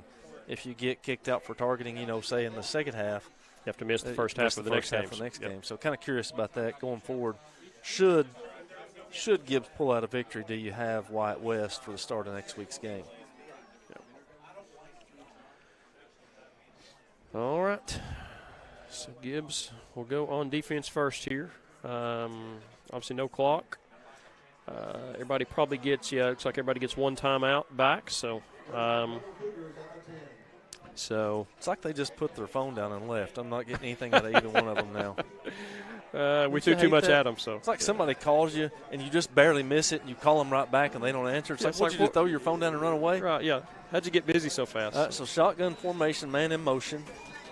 And it false looks like start. a false start, yeah. Yep. So had a wide receiver go a little bit too soon over there on that far side. So first and goal from the 15. False start on the offense, number 44, 5-yard penalty. It is still first down. And one thing you got to watch here if you're Gibbs, we have deflated them with the quarterback run on the rollouts and stuff, and they are capable of that very same thing. Absolutely. So you can't lose contain on the quarterback. Yep. And that's exactly who has the ball right here and is going to get in walk for a in the end touchdown. zone. Wow. So that's the guy that I would have watched on that play. We've got Case and Beach maybe down. He's moving around there, but a little slow to get up. So So the staff going to come out and tend to him. So Gibbs now has to match at least a touchdown, maybe an extra point here. Yep. Be sweet to return that block favor, wouldn't it? Yes, it would. Yeah, get a block of our own. So I tell you what, not the largest crowd we've had all year, but they're all here. Not many of them have left. Yeah.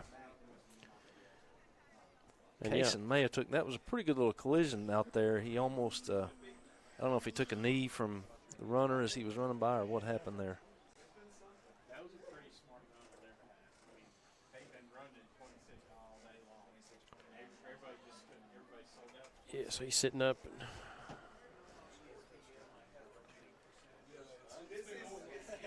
So it's at the very least been entertaining, Jason. Yeah, absolutely. Yeah, not time wasted at this point. No.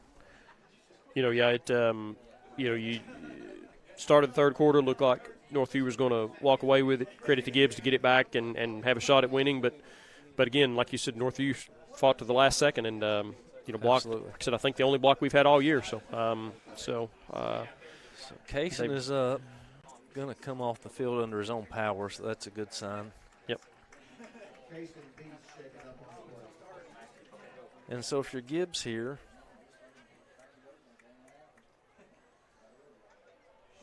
you want to block this kick. Yeah.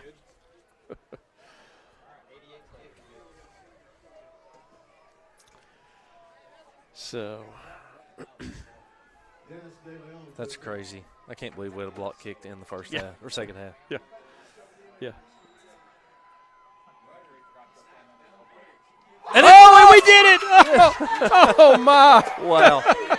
I tell you what, wow. I sure hope Brian Oliver is watching this game. Wow. Wow. So, all right. That is crazy. So, seemingly untouched coming through the line there. So now it's going to be Gibbs' ball, and you've just got to punch it in right here and make an extra point. Arguably one of the best high school football games I've watched in a while. I think Central last year up at Carson Newman was up at that point. There were several great games last year, but that was one of the greatest games I'd seen in a while. And providing plenty of entertainment on all levels, right? We've got the infamous hat throw. The strip six. The pop-up kick. I don't think they really even know about the pop-up kick. We've not gotten a response back on that one. And so now you've got a chance. So, again, go back to what can you not do right here. You can't turn the ball over. Cannot turn the ball over. This is your chance. You've got a match, and you can't turn the ball over. Yep. Axton in shotgun. And they're going to give to Brockwell, who finds a seam. He's going to walk in for a touchdown. Gibbs Eagles, no laundry on the field. So it comes down to a kick again for Angola. Wow. What an emotional roller coaster for about the past hour and a half. If Tim is still awake, he's probably thinking, man, why did I have to step out for that game? He's got a noon game tomorrow working at UT, so he's probably got to be there at like 6:37 in the morning. It's early, yeah. He has a great excuse to be out. So, wait. Oh, wait. Yeah. So. Oh, sorry. All right. So sorry, I wasn't saying wait to you all. That was taking a timeout there. Timeout, Northview So they're Academy. going to try to ice him here, and I don't think you can ice him. They just had a good jump on the last kick. So we'll see what's going on here. We've got 27 all. First round of overtime. And a kick to win it right here. Again, if you're Gibbs. So everybody's got a little anxiety after seeing two blocked tries basically from field goal or extra point range. And that's crazy. You don't see that much in high school either. What a game. So, all right, guys. Sorry, what I was telling the gentleman, they're getting ready to do the light show, and that's why I was like, no, we got to get the extra point. I'm like, we can't get a penalty. They got rules on that, yeah. Yeah. I don't know that it's a penalty. I think it's a fine. Okay. It wouldn't change the outcome of the game. It would change how much the school owed. Yeah. All right. So that's what I was yelling at. I was like, no, stop. All right, the kick is up, and the kick is good. And your Gibbs Eagles win it. An emotional, nothing shy of anything you'd want in a football game. Wow. Tons of penalties both ways. Pretty sure Levi Allison just did a backflip on the field. So. Attitudes were flaring. We've had ejections. It's a good football game. Wow. Hard fought both sides. A lot of credit to Northview Academy. They came and played some hard football. They're heartbroken just as any high school team would be, and you lose. Both teams have some seniors. You don't want to see that, but your Gibbs Eagles fought from adversity. Some of it caused their own hand. Sure. Some petty mistakes made, but they have fought back and won the game. So. Wow. Yeah, well, a great football game. And like we said, give Northview credit. They came to play tonight, really had our number for a long time, and Gibbs able to pull it out at the end. So we thank you guys at home for watching. We thank you for being with us all year. Again, we're going to try to do a few basketball games. It's been requested that we do that, and so we're going to try to do that. Follow us on Clear Springs Baptist Church Facebook page. We'll put that information out there as it becomes available. And I'm sure if you're a basketball fan, if you'll follow the Gibbs High basketball page, they'll probably have that information on there as well on the games that we decide to cover if we can make that happen. But it looks like it's a pretty certain thing to do, at least a couple of games this year for basketball. So we thank you again. I'm Bud Blake, Jason Arnwine, and Tim Borf here with us earlier. You guys have a great night.